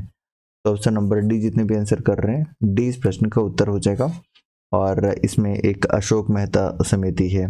चलिए थर्ड टायर यानी कि त्रिस्तरीय और 2 स्तरीय पंचायती राज व्यवस्था कौन कौन सा है, मतलब किसके द्वारा स्टार्ट किया गया था। ये कई बार आपसे पूछ लेता है तो आपको पता होना चाहिए कि थर्ड टायर या त्रिस्तरीय पूछता है तो बलवंत राय मेहता आपको याद रखना है, बलवंत राय मेहता। और सेकेंड टायर अगर आपसे पूछता है तो अशोक मेहता। और देखिए आपका जो स्थानीय स्वशासन व्यवस्था है, यहाँ से हमेशा प्रश्न देखे जाते हैं तो इसको आप अच्छे से कंप्लीट कर लीजिएगा। और सबसे पहले जो पंचायती राज व्यवस्था है कहाँ पर लागू किया गया था, ये भी कई बार आपसे पूछा है। राजस्थान में किया गया था 2 अक्टूबर 1959 को किया गया था सबसे पहले। और दूसरे नंबर पे किया गया था राजस्थान में। ठीक है, तो इसको भी आप ध्यान रख लीजिए। सॉरी, पहला राजस्थान में, दूसरा आंध्र प्रदेश में। और राजस्थान में भी कौन सा गाँव, तो उस गाँव का नाम याद रखेंगे। थोड़ा सा डीप करना चाहे तो पूछ सकता है, बगदरी गाँव था, उस गाँव का नाम था बगदरी। बढ़ते हैं अगले क्वेश्चन की तरफ। कौन से मिशन का लक्ष्य 2 साल से कम उम्र के सभी बच्चों को, साथ ही साथ सभी गर्भवती महिलाओं को 7 वैक्सीन से बचाव करने योग्य रोगों के खिलाफ प्रशिक्षित करना है। क्वेश्चन नंबर 43 का आंसर क्या होगा। उस समय के करंट अफेयर रहा होगा ये, हालांकि इंद्रधनुष मिशन जो है काफ़ी पॉपुलर मिशन है, ये सभी को पता है इंद्रधनुष मिशन के बारे में। इस प्रश्न का क्या उत्तर हो जाएगा, ऑप्शन नंबर ए। चलिए आप में से कोई भी आंसर कीजिएगा कि ये इंद्रधनुष जो ये है कब स्टार्ट किया गया था, बताइए ये मिशन कब स्टार्ट किया गया था, ये आपको बताना है। ऑप्शन में दे देता हूँ 2014, 15, 16, 17। चलिए इस प्रश्न का उत्तर ए है। चलिए 2017 मैन बुकर पुरस्कार किसने जीता था। तो 2017 का चूंकि एग्जाम था तो 2017 का ये करंट अफेयर पूछा है, तो अभी के लिए हमारा इंपॉर्टेंट नहीं होगा, लेकिन हाँ इतना जरूर इंपॉर्टेंट होगा कि मैन बुकर से भी प्रश्न पूछे जाते हैं, इतना आप कोरिलेट कर सकते हैं। अब देखिए मैन बुकर पुरस्कार जो कि पहले बुकर पुरस्कार के नाम से जाना जाता था, इसकी प्रारंभ कब हुई थी, यानी इसकी स्थापना कब हुई थी? 1969 में। ठीक है, 1969 में यह प्रारंभ हुआ था। और 2023 में किसे दिया गया है? तो ये किसे दिया गया है? डोमन गैलगेट को दिया गया है द प्रोमिस के लिए। ठीक है, 2023 में दिया गया है। वहीं पर अगर आपसे पूछे कि 2024 में ये बुकर पुरस्कार किसे दिया गया है, 2024 में बुकर पुरस्कार की मैं बात कर रहा हूँ, ये किसे दिया गया है? तो याद रख लीजिएगा, ये सामथा को दिया गया था, सामथा हार्वे। ठीक है, और इनके जो उपन्यास है, उपन्यास का नाम भी कई बार एग्जाम में पूछा है, तो याद रख लीजिएगा कि इनके उपन्यास का नाम है ऑर्बिटल। इनके उपन्यास का नाम ऑर्बिटल है, ये इंपॉर्टेंट है। बढ़ते हैं अगले क्वेश्चन की तरफ। और अगला, अच्छा वैसे इस प्रश्न का उत्तर क्या हो जाएगा? 44 का उस समय के अनुसार इसका आंसर था ऑप्शन नंबर ए। अगले क्वेश्चन की तरफ बढ़ते हैं। प्रधानमंत्री सहित केंद्रीय मंत्रिमंडल में कुल मंत्रियों की कुल संख्या लोकसभा संसद के कुल सदस्य से अधिक नहीं हो सकती है। कितने अधिक नहीं हो सकती है और कितना परसेंट, ये भी बताना है। तो क्वेश्चन नंबर 45 का आंसर आप करें। 45 का करेक्ट आंसर क्या होगा? तो 45 इजी है, 15 से अधिक नहीं हो सकते, तो ऑप्शन नंबर 20 प्रश्न का बिल्कुल करेक्ट आंसर हो जाएगा। जितने भी आप बी आंसर करने की कोशिश कर रहे हैं बिल्कुल सही है, 45 का ऑप्शन नंबर बी। ठीक है, चलिए अगले क्वेश्चन की तरफ बढ़ते हैं। और अगला क्वेश्चन आपके लिए होगा क्वेश्चन नंबर 46। आंसर कीजिए कि महिलाओं के लिए राष्ट्रीय आयोग डॉट डॉट में स्थापित किया गया था। National commission for women was established in. चलिए इस प्रश्न का उत्तर कीजिएगा जरा, इंपॉर्टेंट रहेगा आपके लिए। ठीक है, 1992, जितने भी कर रहे हैं 1992 इस प्रश्न का बिल्कुल करेक्ट आंसर हो जाएगा। और अभी राष्ट्रीय महिला आयोग के अध्यक्ष कौन है अभी वर्तमान में? तो वर्तमान में है विजया राहटकर।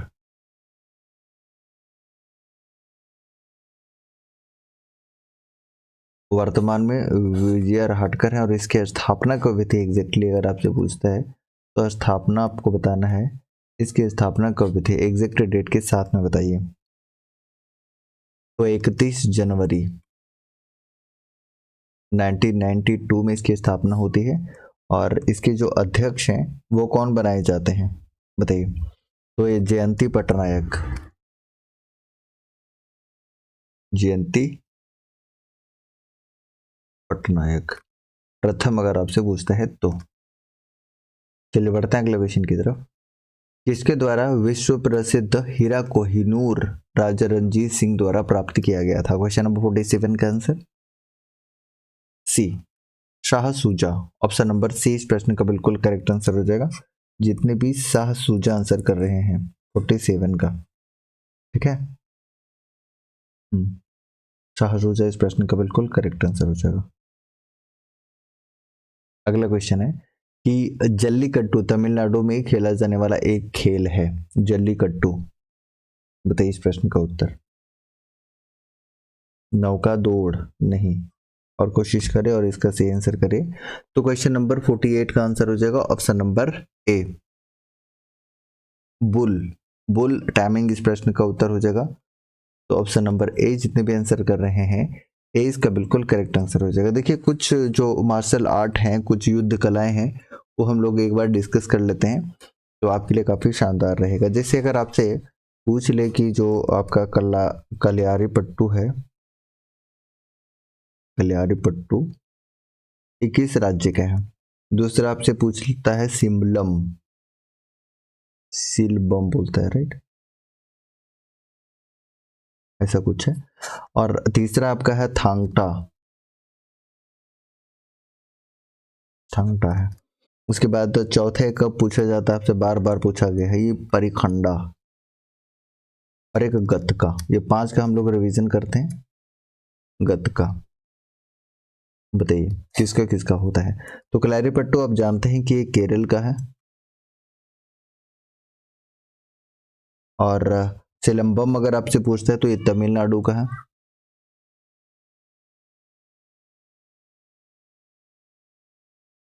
वहीं पर अगर आपसे थांगटा पूछता है, थांगटा, तो आप बताएंगे मणिपुर। परिखंडा जरूर याद रख लीजिएगा, ये बिहार का है, और गतका पंजाब का है। और गतका से रिलेटेड एक चीज और याद रख लीजिए कि इसकी जो शुरुआत है, शुरुआत ये हर गोविंद सिंह के द्वारा की गई थी, हर गोविंद सिंह के द्वारा इसकी शुरुआत की गई थी। चलिए बढ़ते हैं अगले क्वेश्चन की तरफ। CGST के तहत लगाए जाने वाले कर की दर को कौन सूचित करेगा, बताइए। क्वेश्चन नंबर 49 का आंसर करना है आपको, और 49 का आंसर हो जाएगा कि GST परिषद के सिफारिशों के अनुसार केंद्र सरकार, यानी कि ऑप्शन नंबर ए इस प्रश्न का बिल्कुल करेक्ट आंसर हो जाएगा। और GST दिवस कब मनाया जाता है ये बताइएगा आप लोग, और ये सबसे पहले कब लाया गया था। अगला क्वेश्चन आपके लिए है कि गांधी जी ने सत्याग्रह वाक्यांश को डॉट डॉट के दौरान बनाया था, बताइए, इसके दौरान दिया था। क्वेश्चन नंबर 50 का आंसर कीजिए। तो आप देखेंगे तो ये वाक्यांश सबसे पहले इन्होंने दक्षिण अफ्रीका में जो है क्वाइन किया था, सबसे पहले बोला था, यानी कि सत्याग्रह शब्द का प्रयोग सबसे पहले इन्होंने कहां पर किया था, साउथ अफ्रीका में किया था। तो डी ऑप्शन इस प्रश्न का उत्तर हो जाएगा। कमरे के ताप पर तरल अवस्था में मौजूद धातु कौन होता है, the metal that exist in liquid state at room temperature, वो कौन सा होता है। तो लिक्विड में एक ही है, मरकरी है आपका, option number A, very easy, पारा Hg। कौन सा सोडियम कंपाउंड है जो हार्ड पानी नरम पानी करने के लिए उपयोग किया जाता है, तो ये कौन सा है, वाशिंग सोडा हो जाएगा। अगला है कि इथेन का आणविक सूत्र C6H8 होता है, राइट। आपको बताना है कि इसमें क्या कितना कोवलेंट बॉन्ड या फिर क्या होता है, आपको बताना। क्वेश्चन नंबर 53 का आंसर।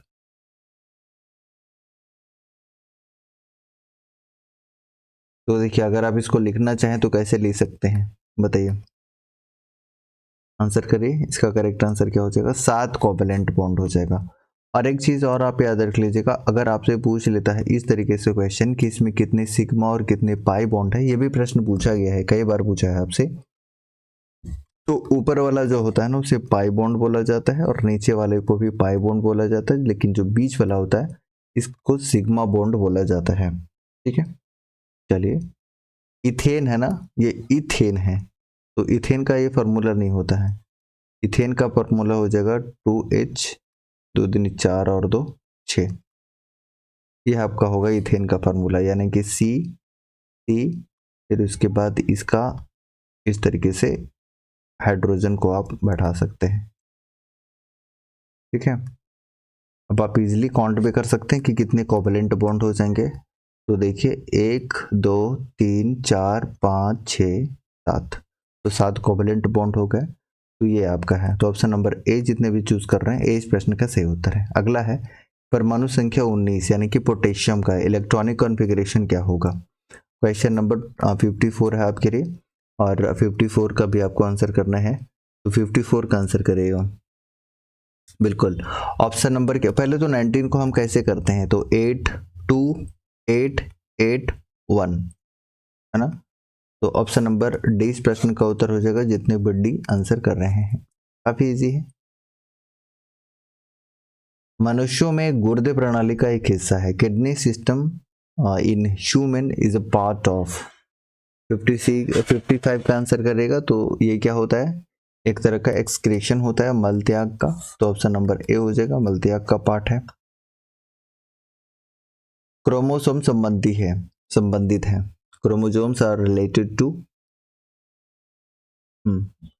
ये जो है वो ट्रांसमिशन ऑफ इनहेरिटेड ट्रेड्स है, तो ऑप्शन नंबर क्या हो जाएगा, ऑप्शन नंबर सी हो जाएगा, यानी कि वंशानुगत चरित्र का ट्रांसमिशन करने से संबंधित है। तो सी जितने भी चूज कर रहे हैं, सी इस प्रश्न का उत्तर हो जाएगा। इलेक्ट्रोलाइसिस के नियम किसने दिए थे, इलेक्ट्रोलाइसिस के नियम किसने दिए थे बताइए। फैराडे ने दिए थे, ऑप्शन नंबर ए इस प्रश्न का उत्तर हो जाएगा। वातावरण में कार्बन डाइऑक्साइड का प्रतिशत कितना है, देखिए रिपीटेड क्वेश्चन है, कंफ्यूज नहीं होना है, ये 0.03 रहता तब सोचते हैं, ये ध्यान रखना आप लोग। तो ऑप्शन नंबर डी इस प्रश्न का उत्तर हो जाएगा। निम्नलिखित में से कौन पारिस्थितिकी तंत्र का प्रेरक बल माना जाता है? Which of the following is considered the driving force of ecosystem? Question number 59। Solar energy, option number A हो जाएगा इसका आंसर। विटामिन डी क्या है जिसको हम कैल्शियोफिरोल के रूप में भी जानते हैं? आंसर करिए क्वेश्चन नंबर। तो देखिए पानी में, और देखिए बी और सी, बी सी ये वाटर सोल्यूबल होता है, बाकी ए डी ई के ये फैट सोल्यूबल होता है। अब आंसर करिए क्वेश्चन नंबर 60 का आंसर क्या हो जाएगा? तो विटामिन डी जो है ये ए फैट सोल्यूबल हो जाएगा, फैट सोल्यूबल, और बी सी जो है वाटर सोल्यूबल। तो ऑप्शन नंबर ए इस प्रश्न का उत्तर हो जाएगा। निम्नलिखित में से किसका घनत्व सबसे अधिक होता है? 61 का आंसर कीजिए। तो सबसे ज्यादा घनत्व किसका होगा? जाहिर सी बात है ऑप्शन के अनुसार इजीली आंसर किया जा सकता है। तो देखिए ऐसे इजी प्रश्न भी पूछे जाते हैं, लेकिन अब लेवल थोड़ा सा आपको हाई देखने को मिलेगा, क्योंकि इस बार सीजीएल में भी जिस तरीके से क्वेश्चन का लेवल देखा गया है, तो एसएससी के पैटर्न को काफ़ी ये फॉलो किया है, राइट। तो उस हिसाब से आप तैयारी को अपडेट करिएगा। वैसे इस प्रश्न का उत्तर क्या हो जाएगा? अरिस्टोटल, अरस्तु इस प्रश्न का उत्तर हो जाएगा। प्राणी विज्ञान के जो फादर हैं, father of zoology. Chromosome dot dot का बना होता है? क्रोमोजोम्स आर मेड ऑफ बताइए क्वेश्चन नंबर 63 का आंसर क्या हो जाएगा? ये डीएनए और आरएनए दोनों से बना हुआ है, तो ए आप आंसर कर सकते हैं। जीन शब्द को सबसे पहले किसने क्वाइन किया था? क्वेश्चन नंबर 64 का आंसर करेगा। तो सबसे पहले जोहानसन ने जीन शब्द का ये किया था, क्वाइन किया था, तो ऑप्शन नंबर ए आंसर हो जाएगा। एड्स प्रभावित करता है, एड्स किसे इफेक्ट करता है? इस प्रश्न का उत्तर करना है। चलिए आंसर कीजिएगा 65 का correct answer option number A, ये इम्यून सिस्टम को इफेक्ट करता है, तो ऑप्शन नंबर क्या हो जाएगा? ऑप्शन नंबर ए इस प्रश्न का उत्तर हो जाएगा। अगला क्वेश्चन है कि अदरक एक है, अदरक क्या है? एक संशोधित जड़ है, मॉडिफाइड रूट माना जाता है, तो ऑप्शन नंबर आप डी की तरफ जा सकते हैं, डी इस प्रश्न का उत्तर हो जाएगा। प्लाज्मा में पानी का प्रतिशत 90% होता है, ए ऑप्शन है। चलिए इसका आंसर कीजिएगा कि सोना के आभूषण बनाने में प्रयोग किया जाता है, क्योंकि ये आपका मतलब नॉन रिएक्टिव होता है, शाइनी होता है और मेलिएबल होता है, तो ऑप्शन नंबर ए आप इजीली आंसर कर सकते हैं। ठीक है, मेलिएबल यानी कि पीट के आप चादर बना सकते हैं, खींच सकते हैं, राइट। मेलिएबल एक्चुअली जो हम पीट के चादर बनाते हैं वो हो जाएगा। नेक्स्ट है कि रेशम बनाया जाता है, रेशम बनाया जाता है, तो रेशम किससे बनाया जाता है? कीट से, लार्वा से, या कोकून से? आंसर हो जाएगा सभी से, option number D. Next question number 670, eco dot dot की वजह से होता है, इको इज कॉज्ड बाई, बताइए। चलिए यही दोनों में बता दीजिए आप। प्रतिबिंब, तो ध्वनि के प्रतिबिंब यानी कि रिफ्लेक्शन ऑफ साउंड से, तो ऑप्शन नंबर ए इस प्रश्न का उत्तर हो जाएगा। नेक्स्ट है question number 71, Bokaro steel plant Asia में है। देखिए उस समय के अनुसार इसका आंसर उन्होंने माना था दूसरा सबसे बड़ा, लेकिन इसका आंसर हो जाएगा तीसरा सबसे बड़ा, ऑप्शन नंबर सी। गर्म पानी का तालाब कावा में स्थित है, कावा कहाँ पर है? कावा is located in which district? बताइए। क्वेश्चन नंबर 72 का आंसर हो जाएगा हजारीबाग में, हरहद, कावा, ये सारे के सारे कहाँ पर है? हजारीबाग में। सूरज कुंड भी आपका हजारीबाग में है। चलिए छोटा नागपुर क्षेत्र के पहले क्रांतिकारी कौन थे जो अंग्रेजों के लड़ते हुए शहीद हो गए थे? तो ये बुद्धू भगत थे, इजी है, ऑप्शन नंबर ए की तरफ आप जा सकते हैं।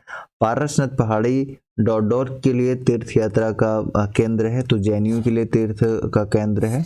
पारसनाथ पहाड़ी 1365 मीटर ऊंचा है और 4478 फीट में अगर बोले तो पैरोक्सिन ग्रेनाइट चट्टान से बना हुआ है, शंक्वाकार इसका आकार है। तो इन सारी चीजों को आपको ऐसे ही याद रखना है। 75 का बताएगा कि भारत के कुल संसाधन में से डॉट डॉट लगभग इतना हिस्सा है, कितना हिस्सा है, कितना प्रतिशत है? तो लगभग 40% है। ठीक है, यानी खनिजों से समृद्ध है अपना झारखंड। 1965 में धोरी कोलवरी में आई आपदा का कारण क्या था? तो 26 का आंसर हो जाएगा कि विस्फोट से आग लगना, फायर ड्यू टू एक्सप्लोजिव्स। सोना में पाया जाता है, मतलब सोना डॉट डॉट में पाया जाता है, कहाँ पर पाया जाता है, कहाँ पर पाया जाता है? तो सोना तो एक झारखंड में आप जरूर याद रख लीजिएगा, कुंदेर, कोचा, पूर्वी सिंहभूम में। वैसे इस प्रश्न का उत्तर ऑप्शन के अनुसार आप रखा खान आंसर कर लीजिए, ऑप्शन नंबर सी। जादूकोड़ा में यूरेनियम आपको देखने को मिलता है, झरिया में आपको कोयला देखने को मिलता है। झारखंड एकमात्र उत्पादक है कोकिंग कोल का, ऑप्शन नंबर ए हो जाएगा, इजी है। माइका आपको कहाँ पर देखने को मिलता है बताइए? अभरक। तो अभरक सबसे ज्यादा आपको कोडरमा, गिरिडीह और हजारीबाग वाले क्षेत्र में देखने को मिल जाता है, झरिया में कोयला, झरिया धनबाद में। लो एस का प्रतिशत लगभग 25% है, तो ऑप्शन नंबर सी आप आंसर कर सकते हैं। देखिए जहां पर ज़्यादा एक्सप्लेनेशन की आवश्यकता नहीं है, मैं मानता हूं कि झारखंड काफ़ी इजी है और आप भी झारखंड बार बार पढ़ते हैं, और मैं भी क्लास ले रहा हूं, शाम में क्लास भी है, हमेशा क्लास रहता है, तो क्लास को अटेंड करिए। और बहुत सारा प्लेलिस्ट बना हुआ है, आप उड़ान पब्लिकेशन की बुक आती है वो, उसके बाद मनीष रंजन की ऑब्जेक्टिव बुक है, उसके शानदार एक्सप्लेनेशन के सारे वीडियोस बने हुए हैं, तो आप झारखंड जाके वहाँ से भी इम्प्रूव कर सकते हैं। और झारखंड बहुत इंपॉर्टेंट है क्योंकि आप यहाँ से मतलब अच्छा खासा प्रश्न सही कर सकते हैं, तो इसको बिल्कुल भी इग्नोर मत किया करिए। इसका आंसर क्या हो जाएगा? क्वेश्चन नंबर 80 का आंसर बताइएगा। 80 का करेक्ट आंसर आपको कमेंट सेक्शन में कमेंट करना है। इस प्रश्न का उत्तर हो जाएगा ऑप्शन नंबर, बताइए आप लोग बताइए।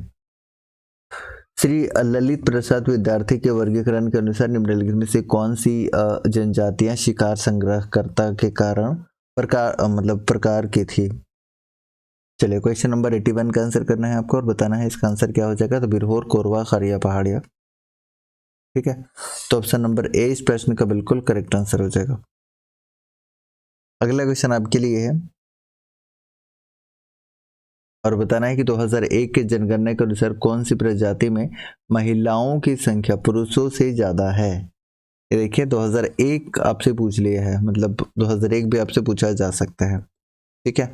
तो 2011 के जनगणना को बहुत अच्छे से कंप्लीट कर लीजिएगा, और जो भूल रहे हैं मैंने बहुत अच्छे से रिवीजन करवाया है।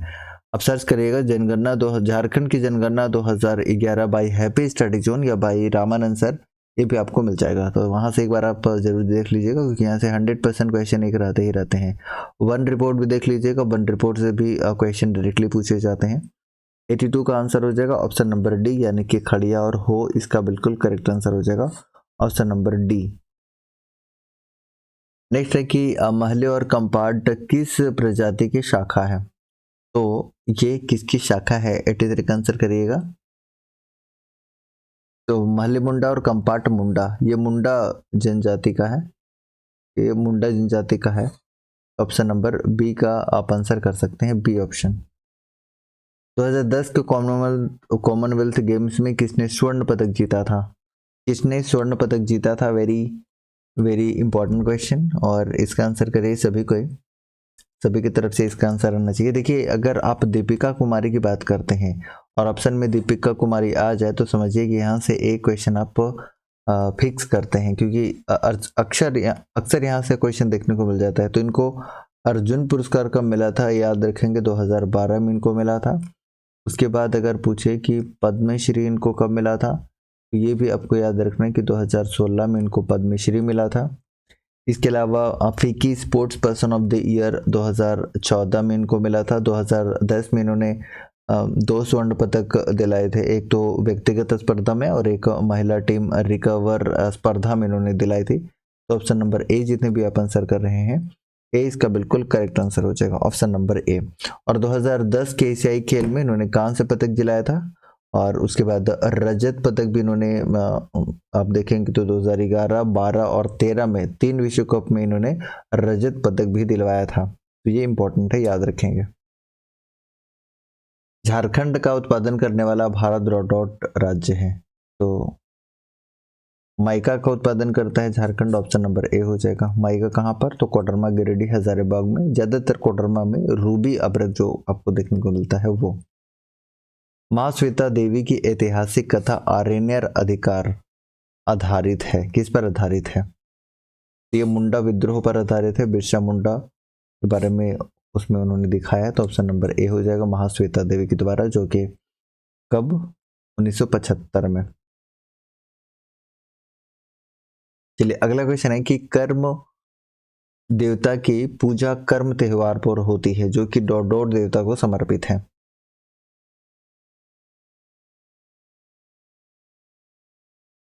बताइए 87 का आंसर क्या होगा? 87 का आंसर हो जाएगा शक्ति, यौवन और जवानी। ऑप्शन नंबर डी इस प्रश्न का उत्तर हो जाएगा। गोरों किस जनजाति में वधु मूल्य की प्रथा के नाम से जानी जाती है? तो 88 का भी आंसर कर सकते हैं हो जनजाति में। अनुसूचित जनजाति यानी कि एसटी के सामाजिक अधिकार का वर्णन किस अनुच्छेद में किया गया है? ऑप्शन के अनुसार इसका आंसर दारोगा की तरफ से दिया गया था ए ऑप्शन, तो ए इस प्रश्न का उत्तर हो जाएगा। और एसटी सबसे ज्यादा प्रतिशत में आपको कहां पर मिलता है? तो आपको याद रखना है कि खूंटी में प्रतिशत के हिसाब से और जनसंख्या में रांची में सबसे ज्यादा एसटी देखने को मिल जाता है। एसटी कितना प्रतिशत है? तो लगभग 26% है, 26.20%। झारखंड में किस लोक नृत्य को जन्मोत्सव आदि अवसरों पर पुरुषों के द्वारा किया जाता है? क्वेश्चन नंबर 90 का आंसर आपको करना है। 90 का आंसर हो जाएगा पांड्या नृत्य। ऑप्शन नंबर ए इसका आंसर हो जाएगा। ठीक है,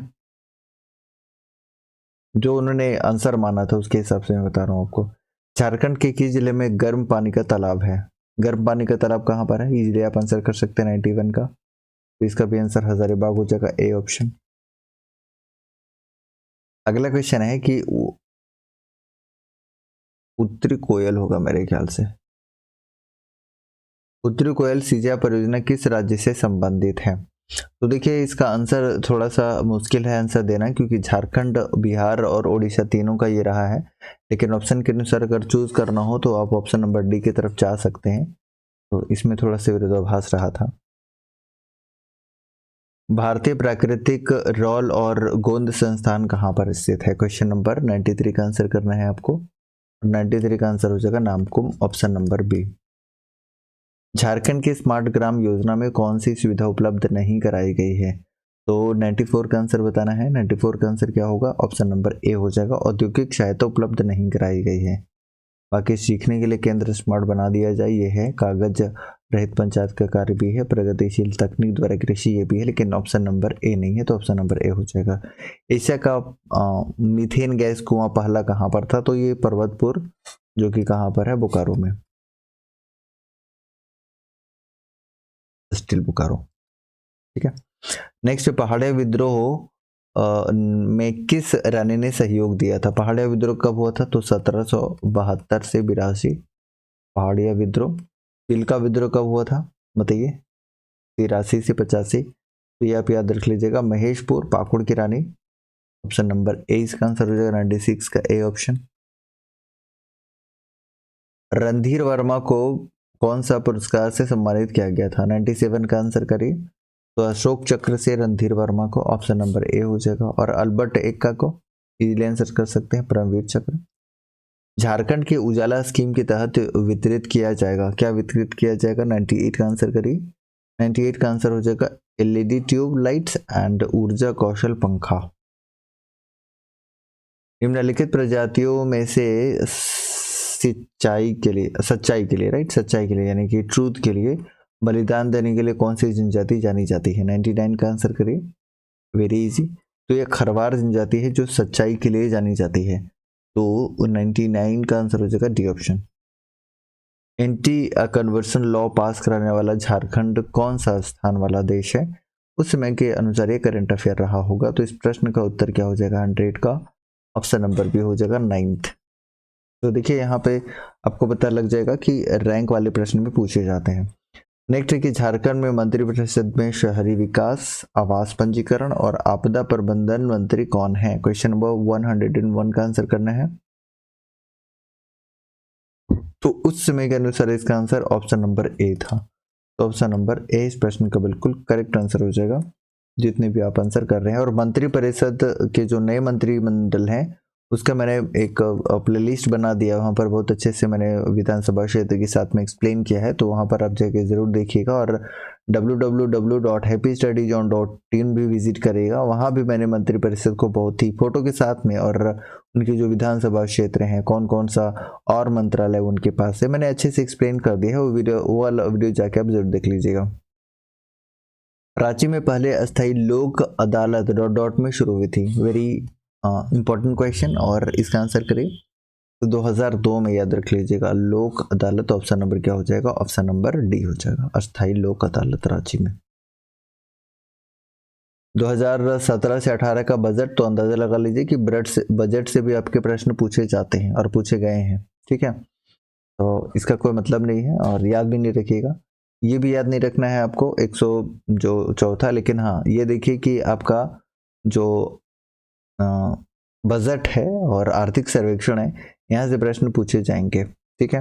ये भी देखिए 2017 का करंट अफेयर रहा होगा, तो उसके हिसाब से ये क्वेश्चन है, ठीक है। तो ये भी ज़्यादा इंपॉर्टेंट नहीं है हम लोगों के लिए, बस एक कैलकुलेशन के लिए, एक अंदाज़ा लगाने के लिए कि कहाँ से क्वेश्चन पूछा जाता है, तो उसके लिए हम लोग यूज़ कर सकते हैं। रघुवर दास के नेतृत्व में भाजपा सरकार डॉट डॉट के दिन पूरे होने पर शहीद ग्राम विकास योजना बनाई थी, तो ये आंसर हो जाएगा ऑप्शन नंबर ए, जिसका कोई मतलब हमारे एग्जाम से अभी फिलहाल नहीं है, लेकिन एनालिसिस के लिए है। निम्न में से कौन सी जनजाति बहादुर जनजाति है, तो 107 का आंसर करें, 107 का आंसर क्या होगा, एक खरवार जनजाति जो कि सच्चाई के लिए बलिदान दे देती है, ऑप्शन नंबर ए हो जाएगा। झारखंड के छोटा नागपुर इलाके में कई झरने हैं, इनमें से कौन से इलाके में सबसे अधिक संख्या में झरने हैं, तो झरनों का शहर हम किसे कहते हैं, रांची को कहते हैं, तो very easy, option number D answer हो जाएगा। मैथ रीजनिंग का भी सॉल्यूशन करने वाले हैं हम लोग यहाँ पर।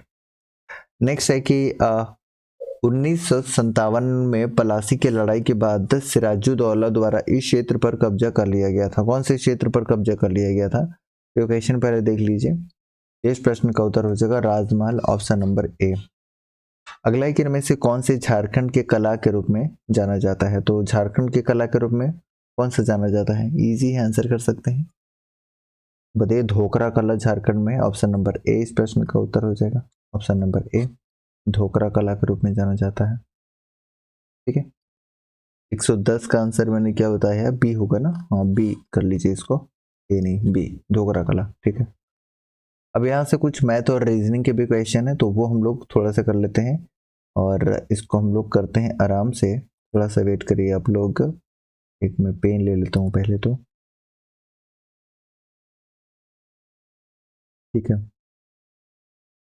अब यहाँ पर देखिएगा ज़रा, मैं इसमें थोड़ा सा चेंज कर लेता हूँ, हाँ ठीक है। अब यहाँ पर 111 नंबर क्वेश्चन से सबसे पहले तो आपके रीजनिंग के सवाल आएंगे, उसके बाद फिर मैथ के भी क्वेश्चन हम लोग देख लेंगे। तो यहाँ पर 6 पुस्तकें हैं, हैरी पॉटर, एक मिनट, चलिए ठीक है, इसका मैं साइज कर लेता हूँ थोड़ा सा कम। तो एक हैरी पॉटर वॉल्यूम 1 है, वॉल्यूम 2, वॉल्यूम 3, और सिलिंड्रा वर्ल्ड वॉल्यूम 1, वॉल्यूम 2, जंगल बुक को एक ऐसी मतलब एक के ऊपर रख कर ढेर में सजाना है निम्नलिखित नियम के तहत। अब देखिए यहाँ पे क्वेश्चन को पहले पढ़ लीजिए कि किसी उच्चतर वॉल्यूम संख्या वाली पुस्तक के नीचे उसी वॉल्यूम के निम्नतर वॉल्यूम को नहीं रखा जा सकता है। की पॉइंट है, नोट कर लीजिएगा इसको। उदाहरण के लिए लैरी 2 को लैरी 1 के नीचे नहीं रखा जा सकता है, 2 के नीचे 1 नहीं रहेगा, ठीक है, ये आपको याद रखना है, ठीक है।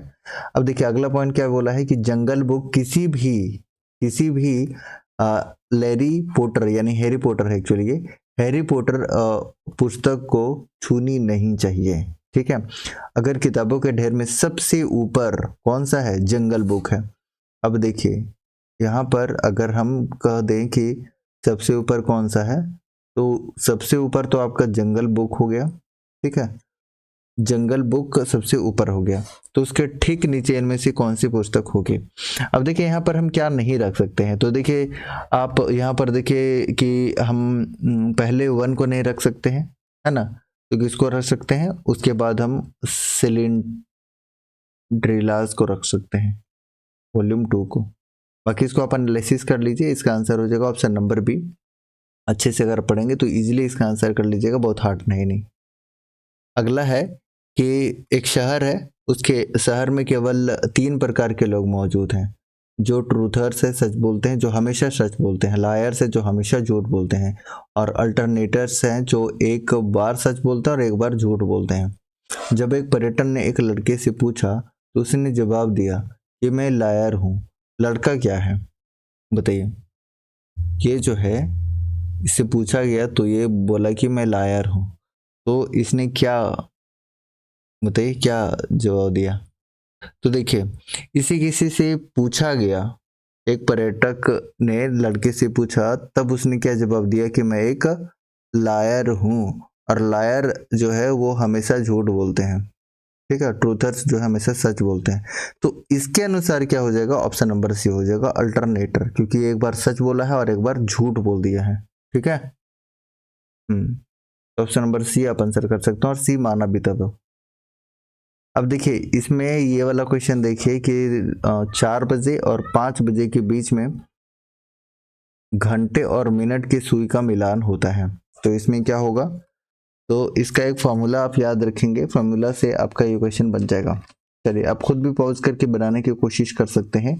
एक फॉर्मूला आप याद रख लीजिएगा कि आवर को सबसे पहले एक दूसरे से मल्टीप्लाई कर लिया जाता है, प्लस माइनस कितना मिनट है, तो मिनट यहाँ पर 0 है, राइट। और उसके बाद हम 12/11 से करते हैं गुना, कर लिए गुना, तो ये कितना हो गया, तो ये तो आपका 15 चौक मतलब 520 हो गया, इसका कोई मतलब नहीं है। तो ये जो 240/11 पूर्णांक में तोड़ेंगे तो 11 दूनी 22, 20 1, और ये आपका 9/11 ये हो जाएगा, ठीक है। तो ये देखिए मिनट वाला हम लोग निकाल रहे हैं, तो मिनट आपका कितना हो जाएगा, आप देखेंगे कि 21 मिनट, और 21 मिनट लगभग आपका इसी ऑप्शन में देखने को मिल रहा है। तो आप ऑप्शन नंबर डी की तरफ जा सकते हैं। बहुत अलग अलग मेथड बनाने के बना सकते हैं। अगला देखिए वेरी इजी, इसमें क्या करना था, कुछ नहीं करना था। इसमें इसमें अगला श्रृंखला कौन सा होगा, सीरीज कौन सा होगा, ये आपको बताना था। तो देखिए यहाँ पर ये क्या किया होगा, जीरो में क्या किया होगा, जीरो में ऐसा लग रहा है कि ये क्यूब किया होगा, -1 कर दिया होगा, 2 का क्यूब किया होगा, +1 कर दिया होगा, ठीक है, तभी तो 9 आएगा, ये 8 और 1 9। उसके बाद क्या किया होगा, 3 का क्यूब -1, तो पता लग गया कि -1 +1 +1 क्यूब करके, राइट। तो ये देखिए ये क्या है, ये आप देखेंगे तो 6 का क्यूब है +1 है, तो अगला क्या होगा, 7 का क्यूब होगा -1 होगा, यानी कि 7 का क्यूब 343 में से -1 करेंगे तो आपका 342, ऑप्शन नंबर ए हो जाएगा, इजी है। अब देखिए धातु से सिक्का बनता है, काफी इजी है ना, ये धातु से सिक्का बनता है। तो अगर आपसे पूछे कि दूध से क्या बनेगा, दूध से दही बनेगा, सी ऑप्शन, इजी है। अब देखिए क्षैतिज समरूपता यानी कि हॉरिजॉन्टल सिमेट्री के गुण कौन दर्शाएगा, इसका मतलब ये हुआ कि बराबर बराबर भाग में कौन काट सकता है, ठीक है। तो देखिए ये इक्वली कट सकता है क्या, नहीं कट सकता है। ये इक्वली कट सकता है क्या, नहीं। देखिए ये वाला पार्ट ज्यादा हो जाएगा, ये कम हो जाएगा, ये वाला पार्ट इधर देखिए ज्यादा हो जाएगा, अनबैलेंस, ये अनबैलेंस हो जा रहा है, ये अनबैलेंस हो जा रहा है, ये अनबैलेंस हो जा रहा है। लेकिन बीच में अगर इसको आप काटते हैं तो बिल्कुल ये सिमेट्रिक हो जाएगा, तो ऑप्शन नंबर डी हो जाएगा। ऑप्शन से भी दिमाग आप लगा सकते हैं। इनमें से कौन सा अक्षर समूह क्षैतिज समरूपता, ये तो मैंने बता दिया, इसका आंसर ऑप्शन नंबर डी हो जाएगा। अगला क्वेश्चन 118 नंबर क्वेश्चन, थोड़ा सा ये लेंथी जाएगा, तो ये आपके लिए होमवर्क रहेगा, आप ट्राई करिएगा, वीडियो ऑलरेडी बहुत लंबा हो गया है, इसको आप ट्राई कर लीजिए। इसका पीडीएफ आपको टेलीग्राम में मिल जाएगा और वेबसाइट में मिल जाएगा, पढ़ के इसका आंसर दे सकते हैं। काफी इजी होते हैं ऐसे प्रश्न, बस थोड़ा सा आपको पढ़ने की आवश्यकता होती है, राइट। वैसे इसमें आंकड़े जो है ना वो अपर्याप्त है, पर्याप्त आंकड़े नहीं है, तो आप इसका आंसर ऑप्शन नंबर डी कर सकते हैं, राइट। तो इसका आंसर आप ऑप्शन नंबर डी कर लीजिएगा, क्योंकि इसमें पर्याप्त आंकड़े नहीं है। हाँ 119 आपको हम जरूर बताना चाहेंगे, इसको आप बनाइए भी, खुद भी कोशिश करेगा 119 को हम कैसे बना सकते हैं। चलिए ट्राई करिए, एक बार आप पॉज कर लीजिए और इसका आंसर करने की कोशिश करिए। तो देखिए सबसे पहले तो एक हम कतार बना लेते हैं, सीधी कतार इस तरीके से, ठीक है। तो क्या कह रहा है कि एक सीधी कतार में 18वें स्थान पर खड़े हैं कौन, अदनान। अदनान जो है वो सीधी कतार में 18वें स्थान पर खड़ा है।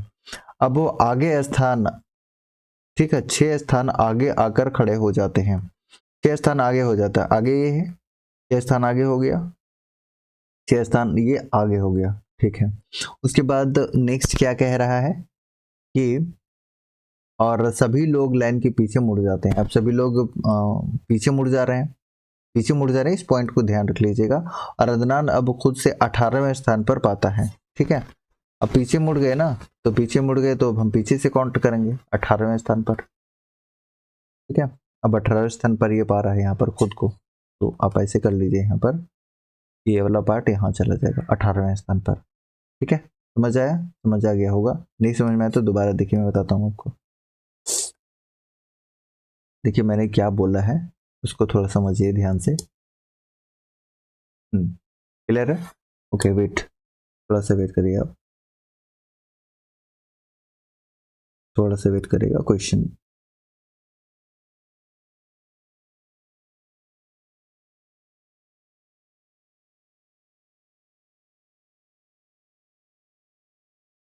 थोड़ा सा वेट करें हैं।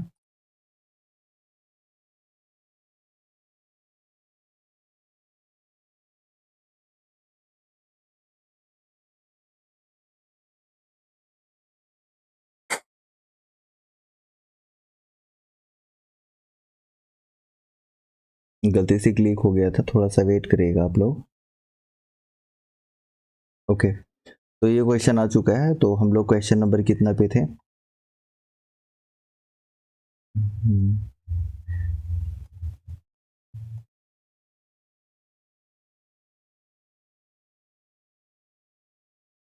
ठीक है, तो हम लोग यहाँ पर थे क्वेश्चन नंबर 118। मैंने बता दिया था कि आप कर लीजिएगा, जो कि अपर्याप्त इसमें जानकारी है।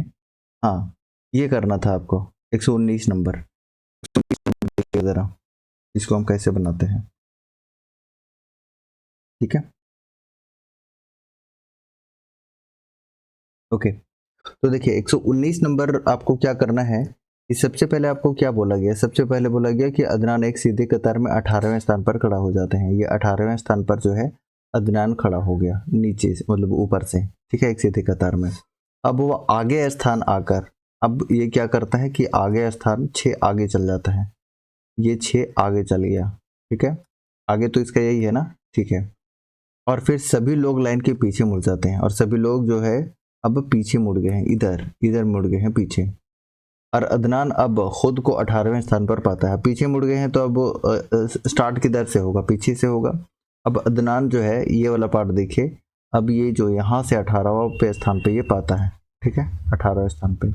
अब आपको बताना है कि कतार में कुल कितने लोग खड़े हैं। तो आप खुद देखिए कि यहाँ पर शुरू में ये 18 था, पीछे आगे मतलब आगे स्थान वो जो है 6 आगे, यानी कि 6 कम हो जाएगा, यानी कि टोटल 18 हो जाएगा, -6 हो जाएगा। और ये 18 तो रहेगा ही रहेगा, प्लस 18 हो जाएगा।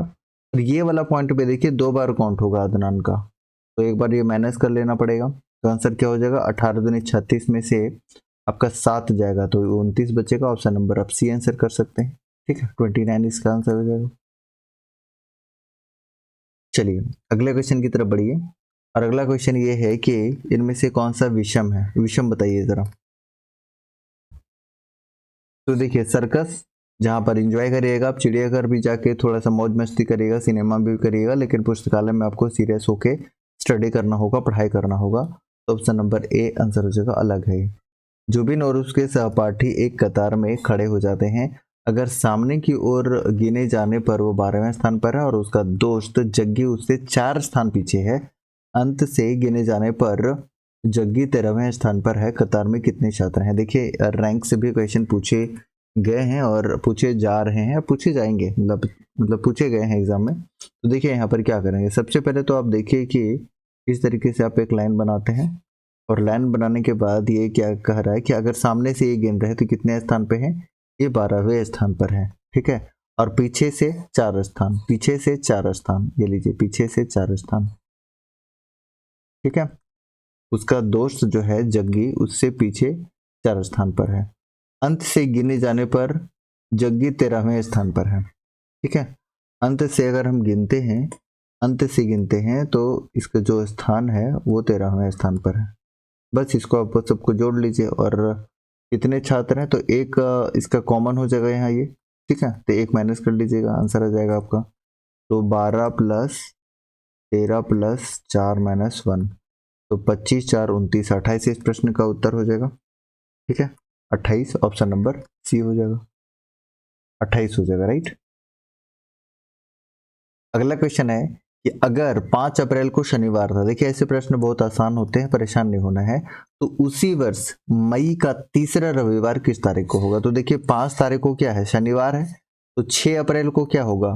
तो आप देखेंगे कि रविवार है, और चूंकि मेरे से रविवार ही पूछ रहा है तो रविवार हम निकाल लेते हैं, साथ साथ जोड़ते चले जाइए। तो एक आपका कौन सा हो गया, 7 6 मतलब 5 को शनिवार था तो 7 को 6 को रविवार हो जाएगा।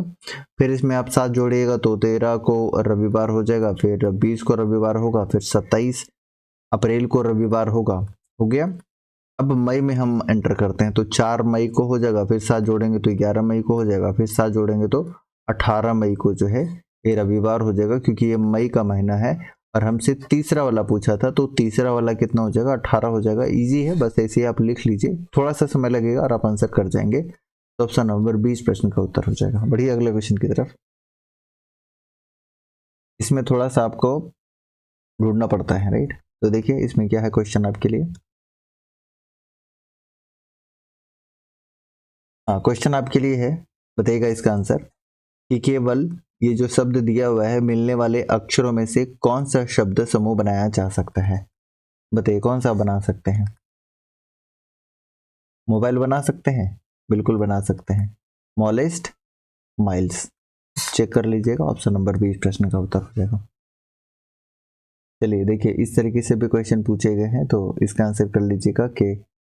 और आगे क्या है, तो आपसे कोस्टली का पूछा हुआ है, इसको निकाल लीजिए, ये काफी इजी होता है। वैसे इस प्रश्न का उत्तर मैं बता दे रहा हूँ, ऑप्शन नंबर सी हो जाएगा। देखिए मैं हिंट कर दे रहा हूँ, बाकी आप खुद भी बना लीजिएगा। जैसे आपसे अगर कोस्टली का पूछ रहा है, कोस्टली का, तो आप कैसे आंसर कर सकते हैं बताइए। कोस्टली का पूछ रहा है तो देखिए यहाँ पर आर का आपको पता लग गया, आर आर कॉमा दिख रहा है। तो ये इस कोड को क्या बोला जाता है, आर आर को क्या बोला जाता है। तो आप यहाँ नीचे में थोड़ा सा नीचे ये चला गया है एडजस्ट करने में। तो आर के लिए आप बोल सकते हैं कि यहाँ पर मौज लगता है कि आर के लिए है। चलिए मैं थोड़ा सा यहाँ पर ये कर देता हूँ, जैसे पोल आर कोस्टली को क्या लिखा गया है तो यहीं पर आप कर लीजिए। इसमें यहाँ इसको बोला गया है कूट, मौज, और फिर बोला गया है होल। तो यहाँ पर थोड़ा सा अगर आप ध्यान दीजिएगा तो ये दोनों में क्या आपको देखने को मिल रहा है, मौज देखने को मिल रहा है। तो ये पता हो गया कि आर के लिए जो है वो क्या है, मौज है। आर के लिए क्या है, मौज है। तो आर इलिमिनेट हो गया, गोष्ठी का पूछ रहा है। अब आपको क्या करना है कि इसका आंसर बताना है क्या होगा। तो पोल का एक बार देख लीजिए, पोल का क्या होगा। तो यहाँ पर भी देखिए ये वाला पोल है, तो इसमें देखिए और इसमें देखिए कॉमन क्या है। तो आप कहेंगे कि ये दोनों में आपका कूट है। ये देखिए यहाँ पर कूट है, यहाँ पर कूट है, तो बचा क्या, हुल बचा। यानी कोस्टली के लिए आप हुल आंसर कर सकते हैं। तो ये ऐसा ही क्वेश्चन काफी इजी होता है, तो ये कुछ खास है नहीं। इसका आंसर करें, इसमें क्या हुआ है, क्वेश्चन नंबर 125 का आंसर करें। तो देखिए इसमें 1 बढ़ रहा है, इसमें 2 बढ़ रहा है, इसमें 3 बढ़ रहा है, इसमें 4 बढ़ेगा, यानी कि 13 + 4 17 किसका होता है, क्यू का। Option number a easy answer कर सकते हैं। 5 व्यक्ति एक पंक्ति में खड़े हैं, तो पहले एक पंक्ति बना लेते हैं और 5 व्यक्ति को डाल देते हैं। 1 2 3 4 और एक 5 मैंने डाल दिया है, ठीक है। अब देखिए कि दोनों छोर पर 2 व्यक्तियों में से एक प्रोफेसर है, एक प्रोफेसर है और दूसरा व्यापारी है। बस जैसे जैसे बोल रहा है वैसे ही करते जाना है। वकील छात्र के दाईं ओर खड़ा है, अभी छोड़ देते इसको। लेखक व्यवसायी के बाईं ओर खड़ा है, तो यहाँ पता लग गया कि कौन होगा, यहाँ पर पता लग गया कि लेखक होगा, बाईं ओर है। तथा छात्र, छात्र जो है प्रोफेसर के, छात्र जो है तथा छात्र प्रोफेसर और वकील के बीच में है। तो प्रोफेसर है, यहाँ पर वकील रहेगा, तभी तो बीच में छात्र बैठ पाएगा, यहाँ पर छात्र हो जाएगा, ठीक है। तो बीच वाले स्थान पर कौन है, तो वकील है, वेरी इजी, वकील है, देख लीजिए बीच में, यानी कि तीसरे स्थान पर दोनों तरफ से गिने जाने पर वकील इस प्रश्न का उत्तर हो जाएगा सी ऑप्शन। एक स्टॉप पर बसें हर 47 मिनट बाद रुकती हैं। अभी वक्त है 4:23, ठीक है, और आखिरी बस 16 मिनट पहले रुकी थी। अब बस कितने बजे रुकेगी, वेरी वेरी इजी, अभी तक का सबसे इजी। क्या करना है कि कितना पहले मिनट पहले रुकी थी, तो 16 मिनट पहले, तो 16 मिनट आप घटा लीजिए। 8:23 में आप 16 मिनट को घटा लेंगे तो कितना बचेगा, 13 7, यानी कि 8:07 में ये गाड़ी रुकी थी, ठीक है। और रुकती कितने मिनट बाद है, 47 मिनट बाद। बस आप इसमें 47 मिनट जोड़ दीजिए फिर से, क्योंकि इसके बाद फिर ये रुकेगी गाड़ी, राइट। तो 14 5 ये 8, ये लीजिए। तो इसका आंसर क्या हो जाएगा, ऑप्शन नंबर डी हो जाएगा, यानी कि 8:54 पे ये दोबारा रुकेगी। तो इजी है, आप आंसर कर सकते हैं। अब 128 में देखिए इसमें क्या है पैटर्न, पैटर्न देखिए, ये देखिए ये यहाँ है ना, उसके बाद ये बाहर हो गया, फिर ये देखिए ये वाला बाहर हो गया, फिर ये आ गया।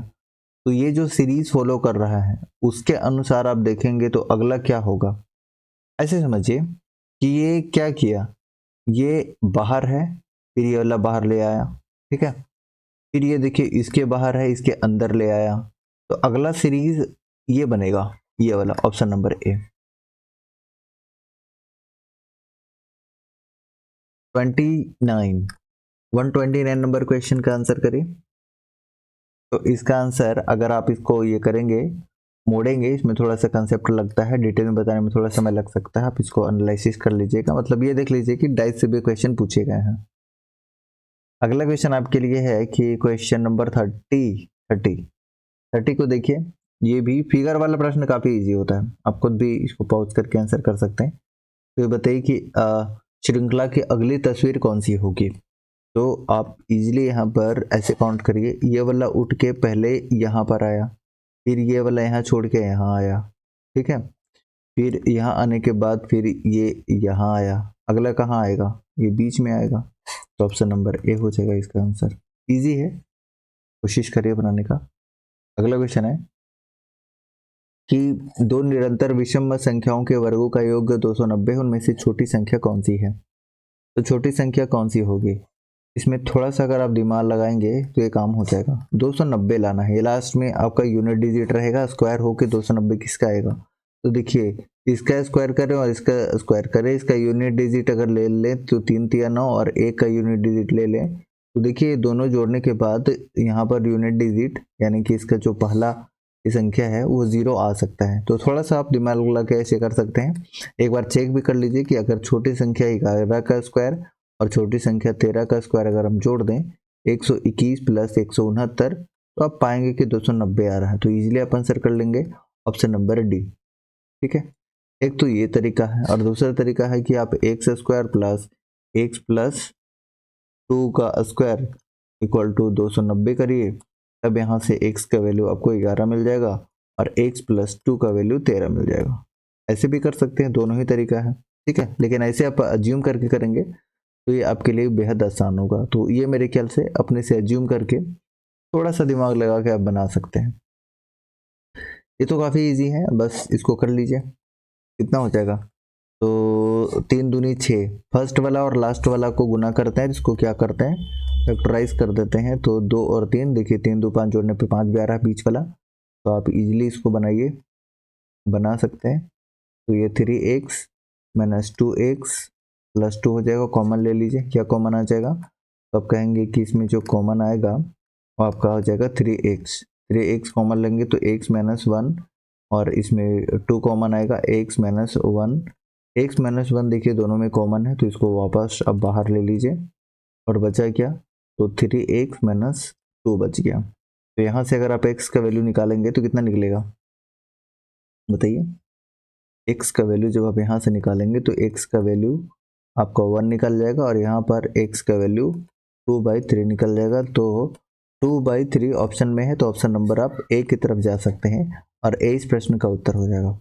अगला क्वेश्चन है कि दो पूरक कोणों में से बड़ा कोण अन्य से 22 डिग्री अधिक है, बड़े कोण का मान क्या होगा। वेरी इजी, क्या करेंगे इसमें, देखिए पूरक कोण किसको बोलते हैं, दो एंगल का जो सम होता है वो 90 डिग्री के बराबर होता है, ठीक है, उसी को कॉम्प्लीमेंट्री एंगल बोला जाता है, यानी कि पूरक कोण बोला जाता है। यानी दो एंगल का योग जो है एक समकोण के बराबर होगा, यही है, ये तो हम जानते हैं प्रॉपर्टी से, ये तो होता ही है। अब क्या कह रहा है कि एक कोण दूसरे कोण से कितना बड़ा है, 22 डिग्री अधिक है। इक्वेशन के फॉर्म में इसको करेंगे तो क्या हो जाएगा, x minus Y equal to 22। इनसे बड़ा कोण पूछा हुआ है तो ये दोनों कैंसिल हो जाएगा, और इसको जब कैलकुलेट करेंगे तो 2x इक्वल टू कितना हो जाएगा, 112 हो जाएगा, और x का वैल्यू 56 निकल के आ जाएगा। और बड़ा तो 56 ही है ना, क्योंकि किसी में से कुछ घट रहा है, राइट। तो घट रहा है तो बड़ा होगा ये वाला, तो 56 इस प्रश्न का उत्तर हो जाएगा option number C. Easy, very easy. अगला क्वेश्चन देखिए कि किसी भिन्न के अंश में 3 जोड़ने पे अगर किसी भी भिन्न का अंश है, देखिए मैं इक्वेशन बना देता हूँ, काफ़ी इजी है, आप इसको कर लीजिएगा, खुद से भी कर लीजिएगा।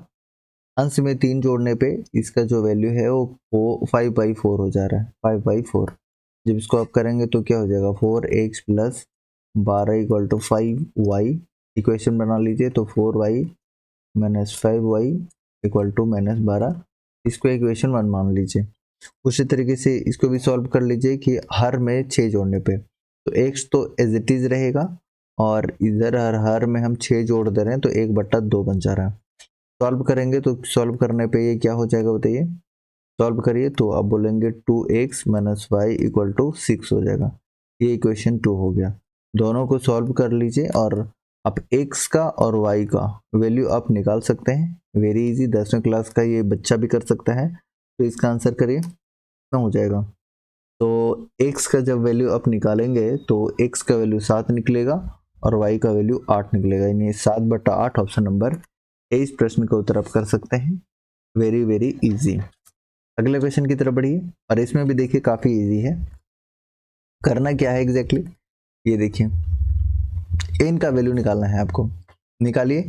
तो आप ऐसा कर सकते हैं कि 5 का स्क्वायर लिखा हुआ है इंटू 25 को आप क्या लिख सकते हैं, 5 का स्क्वायर फिर इसका पावर 3 ऐसा लिख सकते हैं, इंटू 125 किसका क्यूब है, 5 का क्यूब है, तो 5 का क्यूब और पहले से इसका पावर ऑलरेडी 4 है, इक्वल टू है n⁻10। यही है। अब देखिए इसको सॉल्व करिए तो ये आपका 5 के पावर में अगर हम तोड़ना चाहें इसको, आगे इसको बढ़ाएं तो देखिए यहाँ पर 5 का पावर 2 हो जाएगा, इंटू 3 दूनी 6, अब ये 5 का पावर 6 हो जाएगा, इंटू 5 का पावर 4 तिया 12, 5 का पावर 4 तिया 12 और n⁻10। अब इसको आगे सॉल्व करिए, कैसे करेंगे, तो देखिए अब सारे बेस सबका समान है ना, तो अब पावर को आराम से जोड़ सकते हैं। तो 18 2 20 हो जाएगा और n का पावर 10। अब देखिए इसके बेस को समान करने के लिए इसके पावर को पहले बराबर करना होगा, तो पावर को हम कैसे बराबर कर सकते हैं, तो देखिए अगर हम ऐसा करते हैं कि 5 का स्क्वायर और फिर ऐसे लिख दे तो 10 दूनी 20 हो जाएगा, तो इसको हम ऐसे लिख सकते हैं 5 का स्क्वायर का पावर 10 इक्वल टू n का पावर 10। बस हो गया, सॉल्व कर लीजिए। तो दोनों का हो गया, यानी कि 5 स्क्वायर 25 इस प्रश्न का उत्तर हो जाएगा, क्योंकि हमसे n का वैल्यू पूछा हुआ है। तो n की जगह पे क्या है, n की जगह पे 5 स्क्वायर है और ये दोनों का पावर देखिए 10 है, राइट। तो इस हिसाब से आप 25 आंसर कर सकते हैं और ऑप्शन नंबर 20 प्रश्न का सही उत्तर हो जाएगा।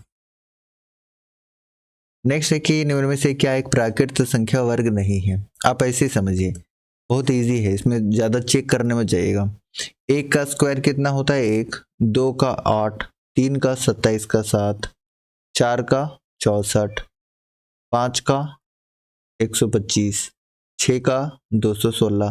तो आप देखिए कि कहीं भी यूनिट डिजिट आपको 3 दिखाई दे रहा है, नहीं दिखाई दे रहा है, मतलब ऑप्शन नंबर ए ही इस प्रश्न का उत्तर हो जाएगा, क्योंकि ये वर्ग नहीं है। बाकी देखिए 5 आता है 25 में, 9 भी आता है 3 तिया 9 में, ठीक है, 3 तिया 9 में 9 आता है आपका।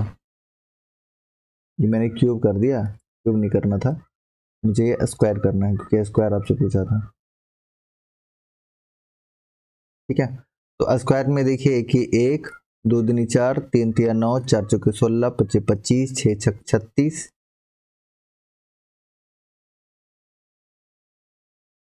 ठीक है, और 7 7 49। तो कहीं भी आप देखिए कि आपका 3 नहीं आ रहा है, अरे यार क्या लिखा जा रहा है, 1 2 दूनी 4, 3 तिया 9, 4 चौके 16, 25 36 49, राइट। तो आप देखिए कि लास्ट में कहीं भी आपको 3 देखने को नहीं मिल रहा है, इस हिसाब से आप कर सकते हैं। थोड़ा सा वीडियो लंबा हो जा रहा है इस वजह से, ठीक है। तो ऑप्शन नंबर ए इस प्रश्न का उत्तर आप मान सकते हैं। चलिए ये देखिए इसको कैसे करना है, तो ये अगर आपको करना है तो आप करिए कोट 135 को आप कैसे लिख सकते हैं, 90 + 45 डिग्री लिख सकते हैं, या फिर आप लिख सकते हैं कोट 180 डिग्री - 45। दोनों में से जो आपको अच्छा लगे दोनों को लेकर आप सॉल्व कर सकते हैं। अब एक चीज तो आप जानते हैं कि अगर ये 90 डिग्री है, ठीक है, 90 डिग्री प्लस थीटा रहता है तो वो चेंज हो जाता है, यानी कि आपका ये tan 45 डिग्री होगा, लेकिन गौर करने वाली बात यह है कि जो क्वाड्रेंट है, चतुर्थांश आप पढ़ते होंगे, 10th में भी आपने पढ़ा होगा और 12th में तो अच्छे से पढ़ा होगा कि यहाँ पे सारे के सारे पॉजिटिव होते हैं, ऑल पॉजिटिव, और यहाँ पर सिर्फ साइन और कोस पॉजिटिव होते हैं, यहाँ पर टेन और कोट पॉजिटिव होते हैं, यहाँ पर सेक और कोस पॉजिटिव होते हैं, ठीक है। और 90 + 45 मतलब इस क्वाड्रेंट में बढ़ रहा है, सेकेंड क्वाड्रेंट में, और सेकेंड क्वाड्रेंट में साइन और कोसेक जो है वो पॉजिटिव होता है, बाकी सारे के सारे नेगेटिव होता है। तो देखिए 90 + 45 ये आपका सेकेंड क्वाड्रेंट में है, और सेकेंड क्वाड्रेंट में जो है इसका वैल्यू माइनस में होगा, तो -1 इस प्रश्न का उत्तर हो जाएगा, क्योंकि 10 और 45 डिग्री का वैल्यू होता है 1, राइट, और यहाँ पर एक माइनस लगा लीजिएगा। इसका उत्तर आप क्या कर लीजिएगा, ऑप्शन नंबर डी। अगला क्वेश्चन आपके लिए है क्वेश्चन नंबर 138। चलिए इसका आंसर करिए। तो ये भी इजी है। क्या है क्वेश्चन, यदि सूर्य के द्वारा बनाई गई उस व्यक्ति की परछाई उस व्यक्ति की ऊंचाई के बराबर है। देखिए परछाई और ऊंचाई दोनों बराबर है, राइट, यानी कि ये वाला भी बराबर है, ये वाला भी बराबर है, तो कोनों का अवनमन कोण क्या होना चाहिए। अब सिंपल सा बात है कि ये 90 डिग्री है, दोनों बराबर होगा, तो दोनों का एंगल बराबर होना चाहिए, यानी कि ये भी 45 होगा और ये भी 45 होगा। क्यों, क्योंकि ये अकेले 90 हो गया, तो 90 में भी 90 बचा तो आधा आधा हो जाएगा, क्योंकि तीनों एंगल जो होता है 180 डिग्री होता है, राइट। ये 45 हो जाएगा, और नमन पूछा है तो नमन आपका 45 डिग्री। ये वेरी इजी। तो देखिए इजी प्रश्न, बाकी टाइम मैनेज कर लीजिएगा तो काम हो सकता है आपका। इसमें थोड़ा सा अच्छे से दिमाग लगाना है आपको, लेकिन ठीक है, ये भी आसान है। एक तांबे की छड़ का व्यास 1 सेंटीमीटर और उसकी लंबाई 8 सेंटीमीटर है, और उसे समान मोटाई की तार में ढाला गया है जिसकी लंबाई 18 सेंटीमीटर। तार की मोटाई लगभग कितनी होगी। बहुत ही अच्छा प्रश्न है और इजी भी है। आप इसको बनाने की कोशिश करिए, थोड़ा सा कोशिश करिएगा, बन जाएगा। देखिए क्या है, पहले तो जो तार की मोटाई है वो काफ़ी पतली है, और इसको फिर थोड़ा सा हमको जो है अगला मोटाई में, मतलब इसका जो है ना, मतलब साइज हम चेंज कर रहे हैं, ये आप समझिए एक तरीके से। तो साइज जब हम चेंज कर रहे हैं, तो जो एक तांबे की छड़ है, पहले ये क्या है, तो इसका व्यास है 1 सेंटीमीटर, तो त्रिज्या कितना हो जाएगा 1/2 सेंटीमीटर, ठीक है। और तांबा मतलब इस तरीके से आप देख रहे हैं, तो ये क्या दिखा दे रहा है, सिलेंडर है, और सिलेंडर का जो वॉल्यूम होता है πr² होता है, यही होता है ना। तो बस इसको हम कर लेंगे सॉल्व, थोड़ा सा हम इसको ये कर लेते हैं, हाँ ठीक है। अब इसको जब हम ये करेंगे, इक्वेट करेंगे, तो इक्वेट कैसे कर सकते हैं बताइए। तो πr², r का वैल्यू कितना होगा 1/2 का स्क्वायर, और हमारे पास h कितना है, h देखिए 8 सेंटीमीटर है। उसी तरीके से दूसरा वाला साइड में देखिए क्या है, दूसरा वाला साइड में वेट, हाँ, तो दूसरा वाला साइड में देखिए फिर πr², r का वैल्यू तो दिया ही नहीं है, तो r², इसी से हमारा जो है मोटाई पता चलेगा, और लंबाई दिया है कितना 18 सेंटीमीटर। बस इसको आप काट लीजिए, तो ये 2 से 4 बार में, और ये 2 से कितना 9 बार में, जितना क्लियर है। अब इसको 2 दूनी 4 हो जाएगा, ये तो ये 4 और ये 4 खत्म हो जाएगा, पाई से पाई खत्म हो जाएगा, राइट। तो r का वैल्यू आपके पास कितना हो गया, r का वैल्यू ये इधर है, तो इधर होके हो जाएगा आपका 9√, हो जाएगा, क्योंकि r² का वैल्यू होगा ना, तो 1/3 आपका निकल गया r का वैल्यू। लेकिन जब हम मोटाई पता करते हैं ना, तो मोटाई हम उसके व्यास के हिसाब से पता करते हैं, तो r नहीं बल्कि अब हमको 2r निकालना है, यानी कि 2r बोले तो 2/3, यानी ऑप्शन नंबर डी इस प्रश्न का उत्तर हो जाएगा। ठीक है, इजी है, थोड़ा सा दिमाग लगाइए बन जाएगा। ये तो सुपर इजी है, अभी तक का सबसे इजी। देखिए क्या है कि यदि किसी लंबवितीय शंकु का तिर्यक ऊंचाई 10 सेंटीमीटर है, आधार की त्रिज्या 7 सेंटीमीटर है, तो उसकी वक्र पृष्ठीय क्षेत्रफल कितना होगा। बस सिंपल इसमें फॉर्मूला अप्लाई कर देना है। क्वेश्चन नंबर 140 में अप्लाई करिए। क्या होता है फॉर्मूला, πrl होता है, शंकु है आपके सामने, तो अगर इस तरीके से आपके सामने शंकु है, तो क्या दिया है, क्या दिया है, तो आप कहेंगे कि यहाँ पर जो आपका तिर्यक ऊंचाई है, यानी तिर्यक ऊंचाई इसको बोलते हैं, ठीक है, ये वाला तिर्यक ऊंचाई आपका 10 दिया है, और आधार की त्रिज्या ये वाला 7 दिया है, आपसे वक्र पृष्ठीय क्षेत्रफल पूछ लिया है, तो वक्र पृष्ठीय क्षेत्रफल क्या होता है, पाई आर एल होता है, यही होता है। बस वैल्यू को पुट कर दीजिए, तो 22/7, आर का वैल्यू 7 और एल का वैल्यू 10, 220 इस प्रश्न का उत्तर हो जाएगा काटेंगे तो, राइट। ऑप्शन नंबर ए है। 3 से विभाज्य होने वाली दो संख्याओं की कुल संख्या कितनी है। अब देखिए, इसको गिनने मत जाइएगा, अब इसको तरीका मैं बता दे रहा हूँ कि 3 से विभाज्य होने वाले दो अंक वाले 10 हैं, 11, 12, ठीक है। ये तीनों में से आप बताइए कि कौन ऐसा संख्या जो 2 से विभाज्य होगा सबसे छोटा 2 अंक में, तो आप बोलेंगे 12, तो आपको पता लग गया कि पहला संख्या तो 12 हो जाएगा, ठीक है। लास्ट कितना होगा, 99, 99 होगा ना 2 अंक वाला, क्योंकि 100 फिर आगे हो जाएगा, तो 99, यानी कि हमें एक ऐसा सीरीज मिल गया 12 के बाद ये 15 होगा, 15 के बाद 18 होगा, ऐसा सीरीज मिल गया। अगर हम ये पता कर लें, ये अब आपको एपी में मिल गया, अरिथमेटिक प्रोग्रेशन में मिल गया, समांतर श्रेणी में, तो अगर ये पता लग जाएगी एन का वैल्यू क्या है, तो हम पता नहीं कर लेंगे कि उसकी कुल संख्या कितनी है। वेरी इजी, बस इसको आप सॉल्व कर लीजिए। तो यहाँ पर आप देखेंगे तो ए का वैल्यू आपके सामने 12 है, डी यानी कॉमन डिफरेंस आपका कितना हो जाएगा, सार्व अंतर, ये दोनों का अंतर देखिए 3 हो जाएगा, ठीक है। और लास्ट संख्या कितना है, तो आप कहेंगे कि 99 है, ये देखिए 99 है।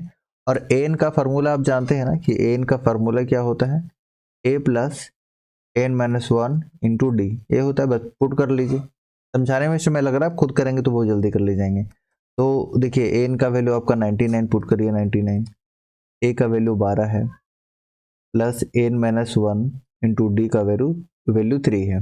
बस सॉल्व करिए इसको, आंसर आपके सामने है। तो 12 जब माइनस करेंगे तो 87 हो जाएगा, और फिर 87 को 3 बार कटेंगे तो ये 29 हो जाएगा, 29 इक्वल टू एन माइनस 1, यानी कि एन इक्वल टू आपके सामने 30 आ गया। आंसर क्या करिएगा, ऑप्शन नंबर ए इस प्रश्न का उत्तर हो जाएगा। क्लियर।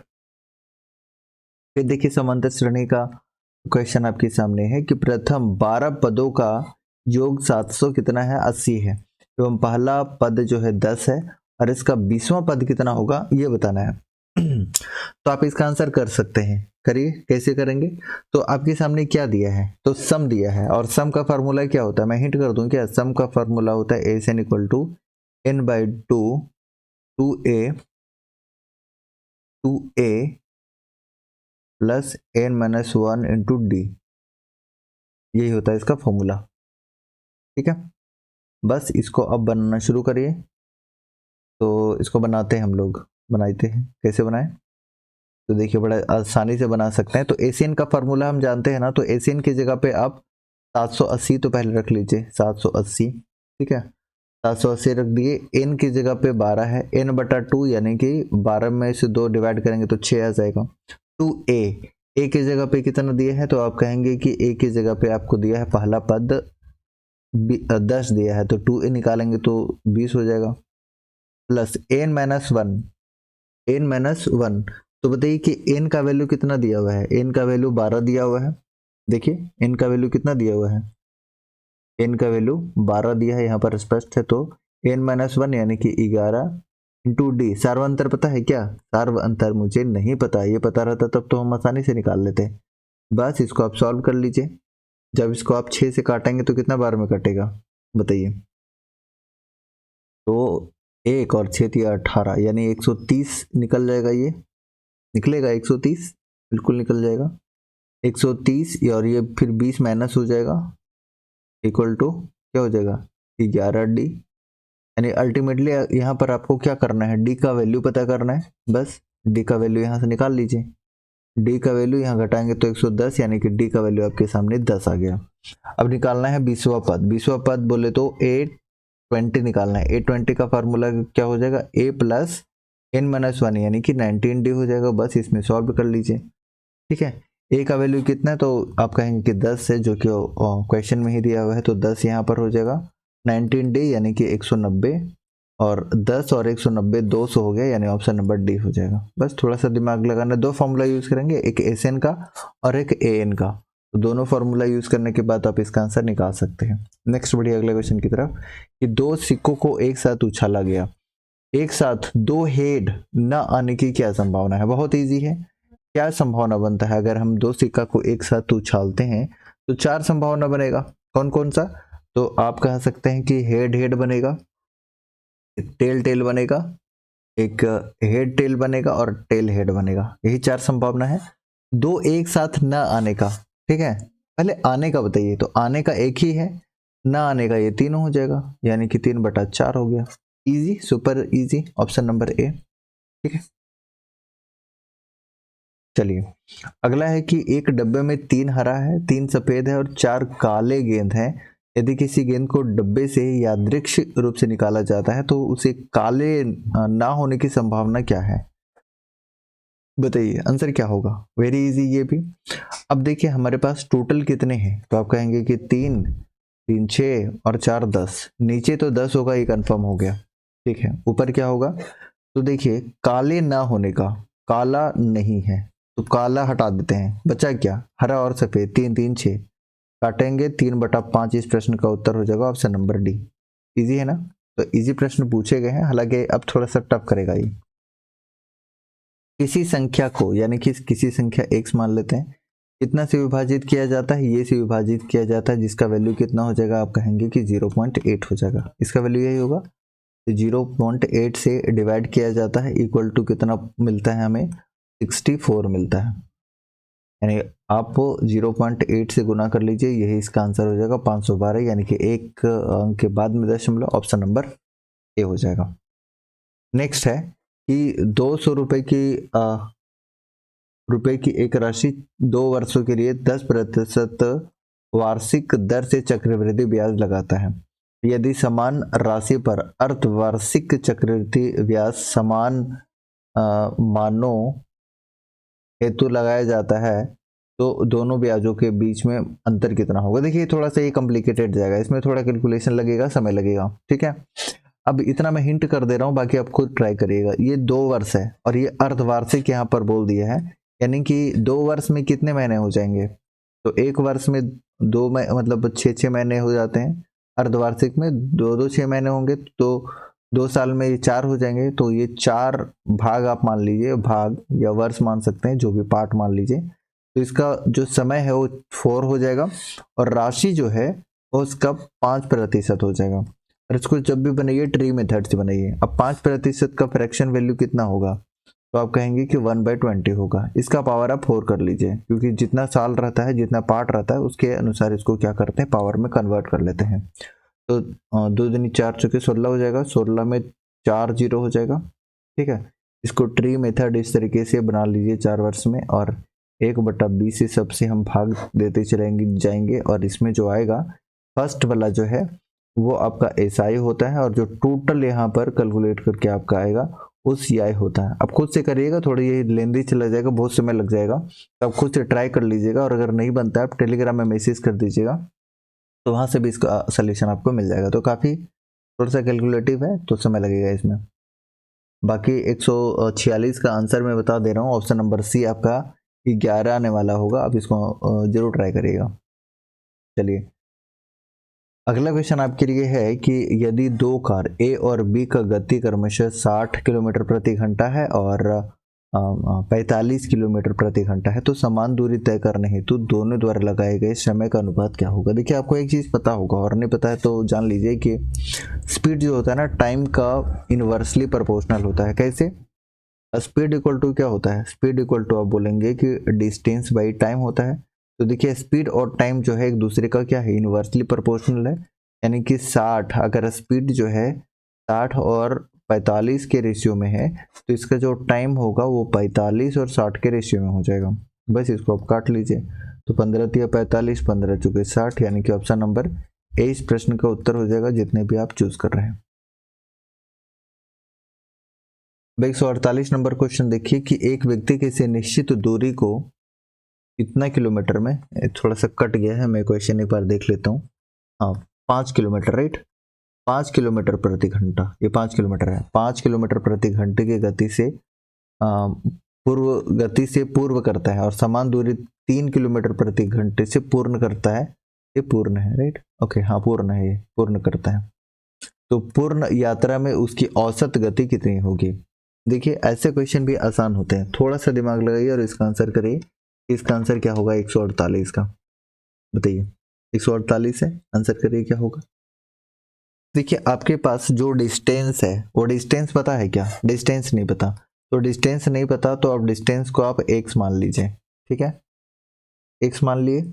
अब x मानने के बाद हम क्या कर सकते हैं कि आने का और जाने का दोनों का हम 2x मान लेते हैं, राइट। अब देखिए दोनों का स्पीड दिया है, बहुत सारे तरीके हैं लेकिन मैं सबसे आसान तरीका आपको बता दे रहा हूँ। टाइम निकालना है तो स्पीड बाई मतलब डिस्टेंस बाई स्पीड हो जाएगा। स्पीड कितना है तो 5 है, तो पहले 5 ले लीजिए। उसके बाद x बाई 3 ले लीजिए, इसी को सॉल्व कर लीजिए तो 2x और 5 3 8x बटा 3 5 3 15 हो जाएगा। यही होगा, बिल्कुल यही होगा। अब इसको आगे सॉल्व करिए तो 2x इसका अपना पावर कुछ नहीं, 15 ऊपर और 8x नीचे। एक से x कट हो जाएगा 4 बार में और फिर इसको आप देखेंगे तो ये आपका 15/4 यानी कि ऑप्शन नंबर डी हो जाएगा 3.75। इस प्रश्न का उत्तर हो जाएगा 3.75, ठीक है। एक ये तरीका है और दूसरा तरीका क्या है आपका? दूसरा तरीका है 2xy बटा x प्लस वाई। इससे भी औसत दूरी निकल जाता है आपका। औसत गति, अगर औसत गति निकालना है गति, तो ऐसे भी आप निकाल सकते हैं। लेकिन ये जो मैंने निकाला है ये total distance by total time ऐसे निकाला है, तो दोनों में से जैसे भी है सुविधा हो आप निकाल सकते हैं। क्वेश्चन नंबर 149 का आंसर कीजिए क्या हो जाएगा। अब देखिए इसका घनमूल आपको निकालना है तो काफी इजी है। कैसे? तो इसको आप बांट लीजिए, 1 2 3 3 पेयर में बांट लिए। अब जब भी होगा तो दो मतलब संख्या के बाद में दशमलव होना चाहिए, ऑप्शन नंबर ए। तो ऑप्शन नंबर आप ए आंसर कर सकते हैं। तो ये इजी तरीका है, ज़्यादा नहीं उलझिएगा। लेकिन अगर बिल्कुल भी समझ नहीं आ रहा है क्या करें तो फिर आप ऐसे करके और 343 इस तरीके से भी आप चाहे तो दशमलव हटा के क्यूब रूट लगा के कर सकते हैं। तो ये भी तरीका, लेकिन सबसे आसान तरीका मैंने आपको बता दिया कैसे आप सोच सकते हैं। निम्न में से क्या एक अभाज्य संख्या नहीं है? बताइए कौन सी एक अभाज्य संख्या नहीं है। ए की जगह पे 151 है, बी की जगह पे 161 है, सी आपका जो है 181 है और डी में आपका 191 है।